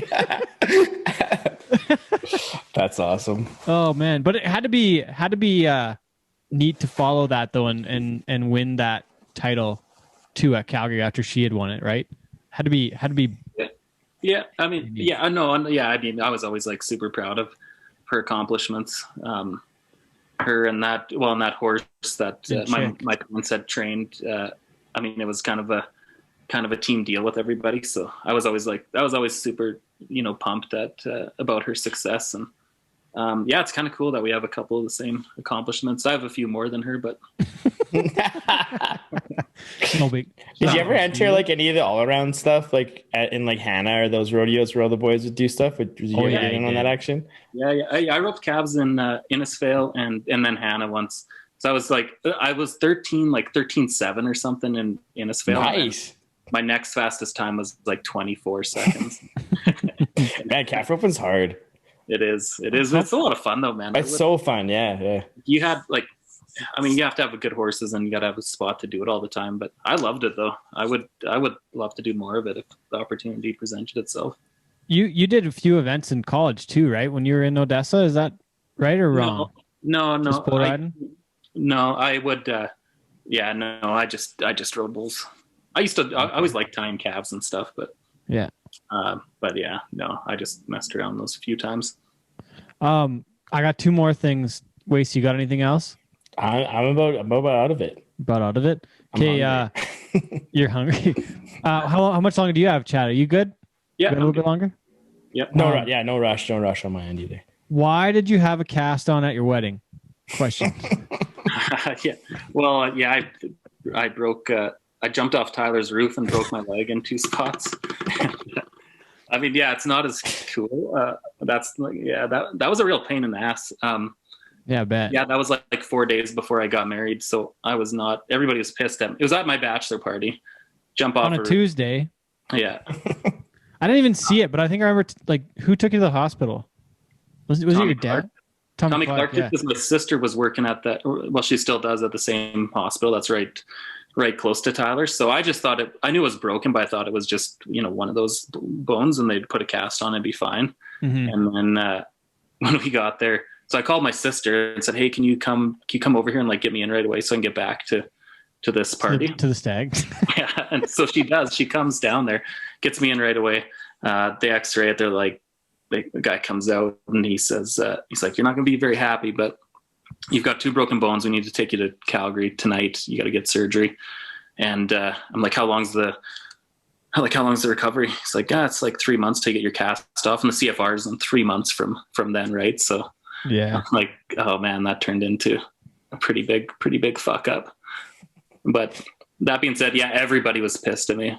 And But then I did go to the. That's when. So I had a cast built that could go in a big boot, and that was when I rode Red Stag. I won the first 2 rounds there with like that, and proved. My dad was pissed at me. Told me he's like, well, you really messed up. You really fucked up your whole season now with this. I was like, I know. I don't need you to tell me. I know what I've done. You win the first 3 rounds. Take that, Dad. Oh, Lee. And so 14 was one of the years that Butter won, wasn't it? Yeah. So I didn't win it. Oh, shit. So who knows? But you didn't get the rodeo since Okotoks. Like you missed the last. Well, I only went to. Yeah, I can't remember. It wasn't many that year. Yeah. Huh. Shit. That was a fun one. And then she still married you though, so it's okay. Yeah. But I remember that night I was sitting in like the night of my bachelor party. I'm sitting in a hospital room with, and then my phone died. Everybody's pissed at me, and I was like there for like 2 days till anybody came, found out, came and got me. Oh, no way. Yeah, it was that. It just in my room, phone dies. I'm just all depressed the night of my bachelor party. All my friends. Sounds like they had a great time though. So I don't really remember much of it. Like I remember parts of it. I think it was on like a Tuesday. Or did you get married? Cowboys are the only guys who have bachelor parties on Tuesdays because there's rodeos on the weekend in August. Yeah, that sounds about right. Oh shit. Okay, then what was the other one? Oh shit, what was it? I had one more thing. Oh, Brazil. Man, you got to talk about Brazil a little bit so I went down there a couple different times, and then I remember you being, I don't know if it was on Hell on Hooves or where I saw that you were super bummed because you got hurt before the World Cup in Brazil. Oh yeah, that was a different show. Can't remember what it was called. It was on the history. Oh, it was Life on the Circuit. That was what it was. Oh, I remember that show too. Yeah. Oh yeah. Was supposed to be Barretos was supposed to go to, and I got hurt right before it. And so you missed that one. I remember seeing that, and then somehow I got hooked up with these Brazilian guys, and then I think it was you. I called you at some point because we got to be friends around the time, and I was like, "Hey, do you want to go do this Brazil thing?" And so I got you hooked up to go down there with, it was you and Billy Richards and Turkey and I think like Stetson Lawrence. I think you guys didn't have any fun, but I just want to talk about that, just the experience and how much different things are in Brazil. It's just such a neat place. Oh, it's crazy, man. I love it. I love it there. The events we went to, 2 events I went to, I think the one had like 60,000 people at it. The other one was like 50,000. And so both of them were huge rodeos, but at the same time, they were almost like a pre-show for major concerts, like Brazilian country bands that were huge. So these places were massive, and it wasn't traditional seating either. It was almost like these massive platforms all over the place with hundreds or some of them, I'm sure, thousands of people, but lots of them were like, it was like its own nightclub would just be a huge platform. And, there's a rodeo or concert going on down here, and, and there's a huge party going on. It was the craziest atmosphere I've ever seen. And nothing closes ever there. Like the party keeps going until just people eventually leave the next day. And fall asleep. It was wild though. And the competition was awesome. Like it was so fun competing down there. Like there's so many tough guys, and the bulls aren't mean. So it's a whole different dynamic there. Bulls were awesome to get on. It was a blast. Tell me about the restaurant where everybody started chanting Billy's name. Didn't he ride like the craziest bronc in Brazil, or what was the story? Yeah. Billy was like famous. Like Billy's famous here, just for how funny he is. And yeah, he didn't even speak the language down there, but he was famous right away. Like everybody knew who he was and loved him. And yeah, he rode, like their bronc riding isn't that good. So I think Billy made some like okay rides that looked really good, but everybody knew him. And I forget what happened in that restaurant, but I think more than anything, just Billy just got a whole kind of crowd just kind of on his side and got him going, and pretty soon had them chanting. I thought he like rode the toughest bronc in Brazil, and it was big hyped up at the rodeo, and then everybody like, I don't know, Turkey tells a story about everybody going like Billy, and it was because he rode this bronc or something, and he was the superstar of the fucking. I mean, I can't remember details like that, but that sounds about right though. Fair enough. And then didn't you go back to Brazil a couple months later too, like to go back another time? Yeah. Went to a PBR a couple months later. Yeah.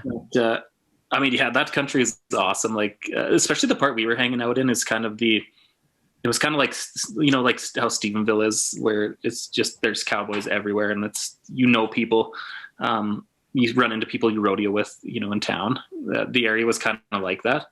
And, yeah, just, man, it was a blast. I'd love to go back. Oh yeah. Sometime. Wait, you got anything else? Or should we wrap it up? Chad, anything else too? We miss anything? I think we got quite a bit there. This has been awesome. It's been good. Yeah, Ben, you guys got to get Tanner on. Tanner Gurlitz. He's got some classic stories. We had him on a while ago, but my next one is with him and Devin. I've talked to Devin today before we did the show too. Yeah, and I want to do. That'd be a fun one, Devin. I think it'd be good. Yeah. Devin will be hilarious too. Oh so yeah, that'd be good. They can spin a yarn, those fellas. Yeah, man. This has been so much fun, dude. It's fun to chat and tell old stories and have some laughs. But yeah, one more question: what is your definition of cowboy shit? It's it can be as many words as I want. As many as you want, man. Yeah. Cowboy shit is doing the hard thing that nobody else wants to do. Coming from behind, kind of when all odds are stacked against you, and you show up anyway. I think that's cowboy shit. Trying as hard as you possibly can in every imaginable situation. Showing up in Calgary on a rainy Sunday when everybody else doesn't want to be there. I forgot about another story. Remember the time in Edmonton when it was your first or second one that you won? It would have been the second in 2013. Remember when I ran in the dressing room and oh yeah. I remember that was a cool story. That was a cool moment. Yeah. So that was another, that was 2013. So I'd had, 2012 after the Canadian finals, I had shoulder surgery right away. And then I didn't come back till, Innisfail. And then some other injury happened, but I actually only went to, I think it was 12 rodeos that year. But you had to get an exemption to go to the finals. Yeah, because they had a rule in there that you had to go to 15. At least 20. Well, but then there was another thing in there that said 50% of the rodeos until your injury or after your injury, and so then I fell into that between the two or couple injuries. So I still qualified. So, but I was coming from behind that whole time, and then I think I only won it by a couple $100. So it was, and I didn't think I had that. So that was kind of I was disappointed walking back to the dressing room. I was just sitting in there, getting untaped, and I knew there was kind of a chance, but I thought you kind of go back and think, when things are close, you go back and you're like, man, I lost this somewhere along the way. But then, it was exciting news. And Ted came running in, pointed at me, and was like, yeah, it was a pretty good memory. That's probably one I won't ever forget, because I was working with the CPR at the time, and for some reason I had the results and I had to go get Chad. I had to go get the winner, right? To go get in the ceremony and shit, to go get the buckle and everything. So I darted down to the dressing room and I just ran in, busted in there. I saw Chad and I was like, and then he knew it was him and Schiffner. You beat Schiffner by less than $100 or $100, or maybe it was under 500. It was really tight. But you guys everybody's sitting in there after the finals. It's real quiet. Nobody knows what happened yet.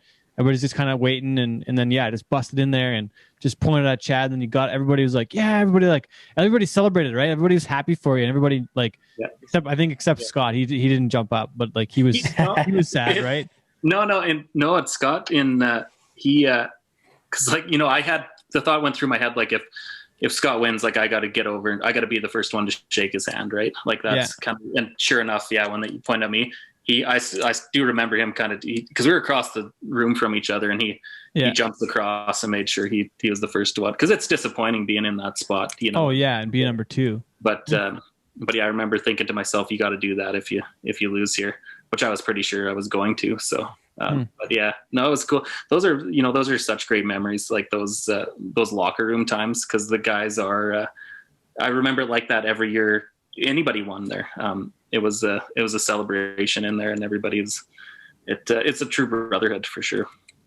The Grand Slam on the last ride. I remember that Finkel's dog. And then you fell off in the first round. White Devil. Did you win the SC award after the first round? Yeah, I think no. Yeah, I can't remember. Probably. Probably, but maybe probably against Finkel's dog. Yeah, there was a couple I fell off of there. Can't remember. That was Finkel's dog was the second one. Yeah. I think I rode 4. Must be 4 that year. 4 of 6. Yeah. I remember the Costa Nostra ride was a real cool one too. Yeah. And then I guess 13 was 13. 13 might have been one of the last CFRs Pawsey was at too. I think, because I think 2014 he made the World Finals. So yeah, or he just mainly went down there and didn't come up here much. So I think you're right. We better talk about that a little bit. I forget about the foundation stuff sometimes, but we, like, you and I helped get that thing going, and like Ty was a good friend. And talk about some of your memories of him before we finish up here. I mean, yeah. So Ty was so much fun to travel with, right? Like he was like a little brother, his kind of childish innocence, and he just was hilarious. I loved even after I used to make him retell me stories. Like I have so many hilarious stories from him, like not stuff we can tell on here, but I used to make him repeat them and tell them to me, even though I knew how the stories went. But no, he just was hilarious, and he rode so good. I can still remember the first time I saw him. Somewhere in Saskatchewan, and not often you see a kid that like really has it, but with him I could just tell right away. And like I met him later that night and told him we need to start traveling together, and shortly after that we were. So yeah, he was a lot of fun though. What's one of your most fun memories of Ty that you can tell? Probably the Disneyland stuff, just because it was just so ridiculous and funny. Like so it was after I won Calgary. I was just joking around on stage, but I said they asked what I was doing with the money. I said my friends and I are going to Disneyland, and and so then somebody from Disneyland heard about it, and they gave us rooms at Fantasyland Hotel, or I don't know. No, that's in Edmonton, but you know what I mean, like the real Disney hotel, and right in Disneyland, and then passes and stuff. Which, I mean, I was like 25 at this point, or 26, so I really didn't want to go to Disneyland at all. In fact, I hate stuff like that. Yeah. But those two, they were 19 or 20, and they were fired up about it. So we had a blast. So Pawsey and I were coming from like San Antonio, and we pretty much like drank on the flight the whole way to Disneyland. So we get there, and we're having a pretty good time. For some reason, Ty's wearing his swim trunks already. I can't remember how he got it. But on the plane, I don't know if he changed on the plane or something. But we get there, and there's a big pool, like a huge pool courtyard. You have to kind of walk by to go to your room, and so it's full of like 8-year-old kids playing. And Ty just goes running, just takes his shirt off, drops his bags, just goes running, and cannonballs in the middle. And I've got a walking behind. Krusty and I are walking behind, like looking, because all parents are terrified because there's just a bunch of grown-ups now that are hammered, that are just hammered up. Yeah. Yeah.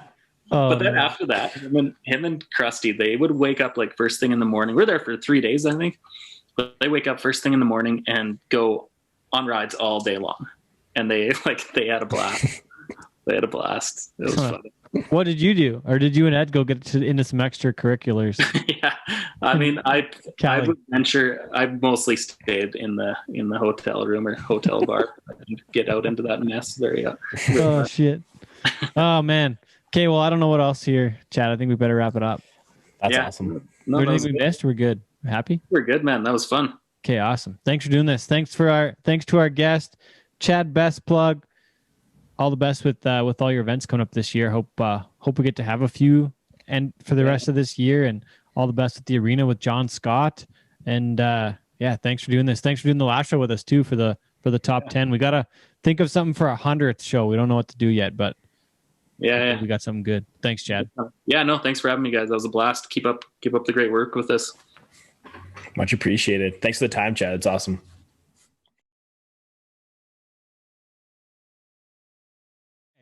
Thanks again to Chad Besplug for being on the show this week. Appreciate the visit. That was some good stuff. Again, check out Chad at alphabulevents.com.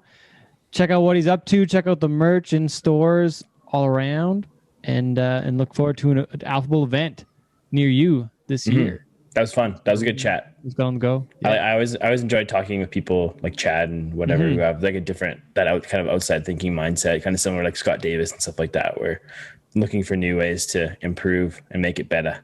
I appreciated that we dug down and found out some new stuff that not everybody might know, that Chad was on the track team at the U of A. Man, that's a cool story. Yeah. I like that. That's so funny. Yeah. That's good shit. There's probably a bunch more shit like that I didn't even know about either, too, probably that I could have maybe found out. But we'll leave that for the next show. Okay. This week on Animal Fights. I think that's what we got to go right to. Should we do playoff predictions first, then cap off the Animal Fights? Do we need to keep the people waiting? I think it's a good way to like icing on the cake of the episode, because we can like let us know what you think. Playoffs. What do you got, Waze? Who you picking? Playoffs? Oh, are we doing like each just cup winner? I don't know. We never fucking follow up on this shit. I could say what's today? May, whatever today is. Sure. May. Yeah, write it down and then we'll go from there. Okay, so you got Minnesota, Vegas. Minnesota, Vegas. I'm going to take Minnesota in 6 games. I think they're a good team. I think Vegas is going to be in trouble. I got Vegas in 7. I'm going to be wrong, though, because Flowers playing out of his mind. But anyways. Tampa Bay versus Florida. Man, this is a tough one. I'm going to go Florida in 7. Even though I got $10 on Tampa Bay. I'm going Tampa Bay in like 5. No, 6. No way, dude. That's going to be like a 6 or 7 gamer for sure. Carolina, Nashville. Nashville in 6. Okay, well, I'm just going to keep like going against you. So I'm going to Why? Why can't you agree? Man, Nashville's buzzing, dude. They've been playing so well, like going into the playoffs. You got to put some analysis behind it. They can't just be just listing off teams. Yeah, well, here's my analysis. You didn't fucking believe that James Reimer was a good pick as a goalie in our draft, and it turns out Carolina was good. So people are wrong all the time, man. I know. I'm going Carolina in 6 then. Take it. Carolina's a good team, man. They're a good team. Who else do we have? I'm just going off the top of my head. I know we have Montreal, Toronto, but I didn't want to do that one yet. Okay. Winnipeg, Edmonton. And we have Colorado and St. Louis. Yeah. Colorado. I'm going to call Colorado in 5. Yeah, I'm going with you on that. Colorado's a wagon, man. They're so good. I might go Colorado in 4. Just wipe the floor. Really? You think so? Oh, man, those guys are good at hockey. Yeah. Okay, so then we have that's Pittsburgh and New York Islanders. Yeah, Pittsburgh and NYI. I got Pitt in 7. Wacey 7. NY. The Islanders are off to a start though. Mm-hmm. I gotta agree with you on the Pittsburgh though. They're buzzing, dude. They're a good team. And you got Uncle Sid. 6 games. Although, no, I'm gonna go with Falisco. I'm gonna go with our Falisco guy. Oh, come on. I'm gonna go 6. I like to have some change up there. 1, 2, 3, 4, 5, 6, 7. New York and Boston. Washington, Boston. Sorry, yeah. What do you got? Washington wins the first game. Washington 6 probably. Man, I picked Boston on this one already, so I'm gonna go Boston in 7. Okay, let's go Edmonton, Winnipeg. No, let's go Montreal, Toronto. Toronto in 6. Or not, sorry, Montreal in 6. Oh, really? Man, playoff Carey Price is going to be the savior for the Canadians. I hope that they win too. I'm going to say Montreal in 7. Just for the sake of it, I just don't want the Leafs to win. Sorry, Toronto. Okay, I'm picking Edmonton, obviously. Edmonton in 5. I'll take Edmonton as well because the Jets are not going to be. I'd say 6. The Jets will put up a fight, and Hallebuck might steal a game or 2. Okay, but it's hard to beat McJesus. That gets us 2 weeks in, so we'll leave it at that for now. We won't go any further. We'll go 2 weeks at a time. Although, why don't we pick a winner? The whole thing, cup winner. I'm gonna take Colorado. Colorado. Okay. Colorado over who you think? Colorado over Florida. That'd be a banger of a cup final. That'd be like a rematch, I think. I don't know. Because I think the last time the Panthers went deep in the playoffs, they played Colorado. That was when Patrick Roy had all the rats thrown at him. Huh. I don't know that one. Man, I really think that we could have a Canadian team do well here, but I don't know how they're going to hold guaranteed in the conference final, man. Yeah. It's the thing with if a team like the Oilers, man, they're ride and die Mike Smith. Like they go as far as Mike Smith's going to take them. Koskinen is so bad. He's a brutal goalie. So bad. He's a brutal goalie. But playoff Smitty, man, he can come through for the homies for sure. I would never count Smitty out in that scenario. Man, I think the front runners here are definitely Colorado. I think Colorado or Vegas. Yeah, Vegas. Although Minnesota looked legit today too. So, man, I think I gotta go Colorado too. But I'm gonna go Colorado over. I think your East winner is gonna be Tampa again, especially with getting Kucherov and fucking Stamkos. You got 2 goals tonight. You got 2 goals tonight. Kucherov. Okay, we'll leave it at that. Yeah, that's just fucking. That's not even fair that they can get those 2 guys back to the playoffs. Like, could you imagine? Man, that's like Edmonton getting McDavid and Draisaitl back just for the playoffs. Like, that's fucked up. They didn't break any rules though. Like, good on their front office for like finessing the cap like they did. Like, that's there's smart. A flaw in the system if they can get away with that. That's the CB. They signed it. Like, the NHL and the players like signed the deal to be able to do that shit. So I mean, that's fucked up. That's sick. I wish the other teams were as smart as that. Yeah, Edmonton should have brought Clefbaum back. They should have had him dialed in for this, but whatever. We did that. Or got a good goalie because Koskinen is. They got Smitty. He's almost 40, but they're like goalie. Okay, this week on Animal Fights. This has become one of our like popular segments. People really like this. I like it too. I think we have to do a poll of all of our people, and I think just by the slightest of edges, based on the comments I just read on Facebook, Heather Getz says unless Gorilla has a knife or a gun, he's not going to beat the Grizzly. Okay, so I think we need to set some parameters moving forward too. So this is going to be gladiator ring fight between each animal. Okay, like it doesn't matter. It's not just in the. I know, but I'm just saying, like, this is going to be a fight in like a ring. It's not going to be like in nature, like whatever. Like, this is going to be like we're in a gladiator ring. Animal versus like ostrich versus kangaroo, or ostrich versus orangutan, and then gorilla versus grizzly bear. Okay, so grizzly bear fucks that gorilla up bad. I don't think so, man. I'm going by what people said. This is like the feedback I got. I know, but I can still you can have that, believe in the gorilla. Have that opinion, but the people have spoken, and the grizzly is the champion. No, we're gonna put the poll. We're gonna put a poll, a legit poll on Instagram up, and then we'll see where the votes are. Well, the votes are from the feedback that I got that the grizzly of the gorilla. Anyways, whatever. You can do that. The gorilla's gonna win. I've had decent amount of supports for my cause too. Anyways, new week, new animal fights. Unless you boost the post to your friends only. How can I do that?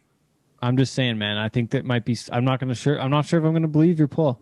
It might be fake news. We'll see what happens. But the people have spoken, and it's the grizzly wins for sure. We need to make us an animal fights graphic for Instagram. Okay, Wacey, here we go. This is our next one, and it actually came from a friend because I'm not very good at making these things up. I got some support. So from Cassie Hausauer, Lipstick and Cowboy Boots podcast, and her boyfriend Cole. Here's the first one, Wacey. Only one. There's only one a week. I know. I was just saying one right now. A feral farm barn cat versus a champion cockfighting bird. The cockfighting bird. You think so? Guaranteed. Yeah. This is 100%. Yes. This is a greasy. No, because cats are flight. Cats are flight. They're not fight animals. A fighting cock, it's in his name. That cock's gonna fuck you up because he's gonna fight. But a feral cat, like their natural instinct would be to like swipe and run. I don't know, man. It's gonna be a flight.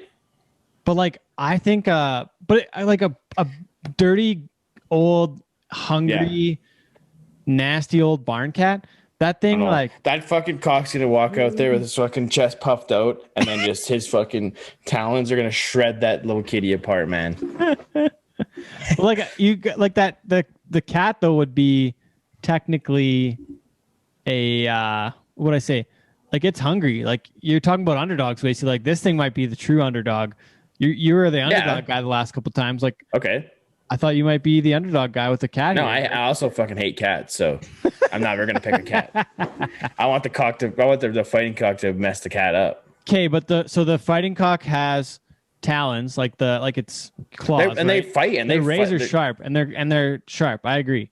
I agree so far.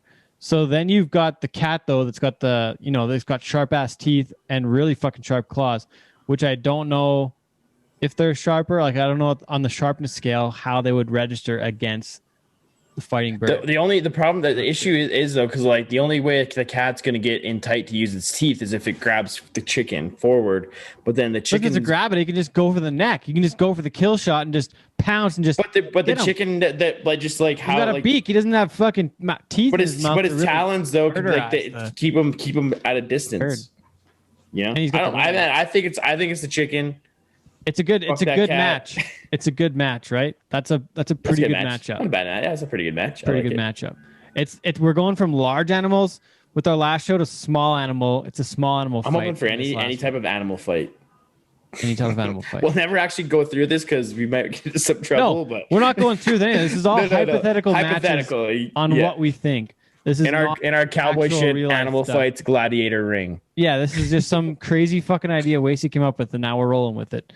We get on these little trains sometimes, and I apologize for those that we've already lost you on this, but for those of you stuck around, you're the true fans. People like this. True fans. It creates conversation. I think that the chicken takes that. It's kind of sad that we have to create animal fights for people to be interested in our Western podcast. There's nothing going on in our Western world to be.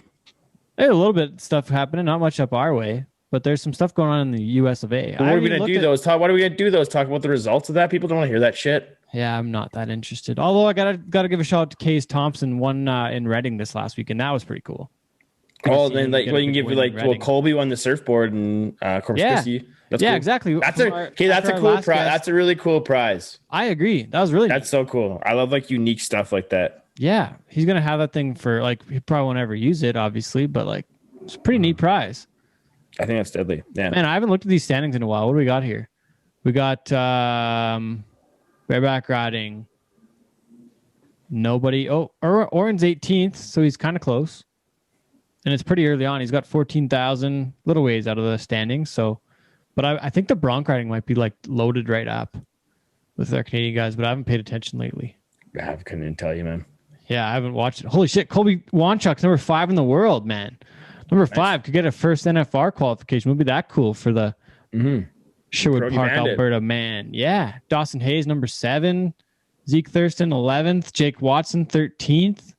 Got a lot of guys Boys are buzzing. fighting for the spots at the finals. Ben Anderson, 23rd. Man, Canadian bronc riders are kicking some ass lately here. Case Thompson with that win this weekend, 35th in the world after winning Reading. Logan Hay, number 40. Cole Ashbacker, 43rd. Tyrell Larson, 45th. Man, we got a ton of guys in there right now. It's looking good. Nice. After that, though, I don't know what other events. Steer wrestling, Scott Ginther won. What did he win? Circuit finals. And he's 3rd in the world in the Bulldog, and he's got 42,001 already. That's pretty good this year on a down year. It's a better season than he had last year. Yeah, well, yeah, exactly. Tanner Milan, 23rd as well. So got a couple guys in the mix here. What else? Don't we have? Wasn't Kyle Lucas first? Yeah, he was first in the world for a while too. No longer first in the world. Now held down by Shane Hanchy. Kyle Lucas though 4th, man. He's got 34,001. That's big time. That's cool. That's big time. What else? We'd probably have a couple team ropers in there in the heading side. Let's just double check it quick. What else? Nope. Don't. Anyways, we'll call it good there, anyways. I think so. Is that good for the week? Yeah. I don't need to narrate the standings. Yeah, that's true. Except one other thing we should mention, though, Logan Beaver making his debut this past weekend in Billings on the PBR's Unleash the Beast. I remember I used to haul that young lad to BRC events. Isn't that cool? Like my small little child boy. It's pretty. He would have been just turned 6. That guy. Just turned 16 when he first started going to those BRCs, and he traveled to a few things. He's a good kid. I've always liked Logan. I'm happy to see that for him. He's very talented. Shit, eh? Yeah. One thing I do got to talk about quick, Wacey, JB Mooney, number 18 in the PRCA World Standings. Nice. What do you think about Has he that? been doing anything at the BFTs? What do you think about them apples? Good for him. Yeah, it's sweet. And Jordan Hansen, number 38 in the PRCA World Standings so far this year. I don't know if JB was even in Billings this past weekend, actually. That might be a bit of a story. I think I gotta double check here. I don't know if he was or not. I don't know. Not taking anything away from JB, but like, yeah, at this point, he's probably gonna be more successful at the PRCA level. He was not in Billings. And you think oh, sorry. Explain yourself. Well, just because you and I have talked about before too, whereas you make a lot more money on mediocre bull rides at the PRCA. Like, he's gonna go ride those 80 to 85 point spinners all the time, and he's gonna win a couple thousand, between 2,000 and 7,000 at those rodeos with that, probably. Where if you go into the PBR and he's riding those like weaker bulls, he's not gonna be making the same amount of cash. Logan Beaver was 57th in the world and got into Billings this past weekend, along with a couple guys further down than him, which is kind of crazy. Mm-hmm. Yeah. Was my explanation good enough, or were you not paying attention? No, I don't want to say that about JB because he still rides. I think he still rides very well. And that's not taking anything away from him. I just think that at this point in his career, that's where he's gonna be more successful. Just after seeing him the last couple of years. I don't know what to say, man. I think he's always wanted to make the NFR, so I think it's a goal before he retires to ride at the NFR. Just for to see sure, if he could do it. And I think if he wanted to win in the PBR, he could still be at that elite level. And looking at the standings here, he's only got $400 in the standings. So I think that means that and I haven't paid much attention. So I'm sorry to the folks that have maybe been around this year. But yeah, actually, he just didn't have any show up checks and just looks like he went to his 5 events and maybe he has a few more to go. I got to get to the bottom of that, I think. But yeah, it's May and he's clearly in the PRCA right now. So, man, I don't know if he's taking a break or if he's quit it. I kind of want to get to the bottom of that. We have to. He just, like, to me, man, he hasn't been the same since he hurt his shoulder in Calgary.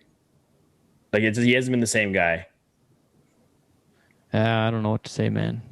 But I don't know. I could be way out there or whatever, and I mean absolutely no disrespect, but like it just seems like something that just changed after he hurt his shoulder there. Like, even his style changed, and he just wasn't getting those slaying the dragons as much as he usually did, you know?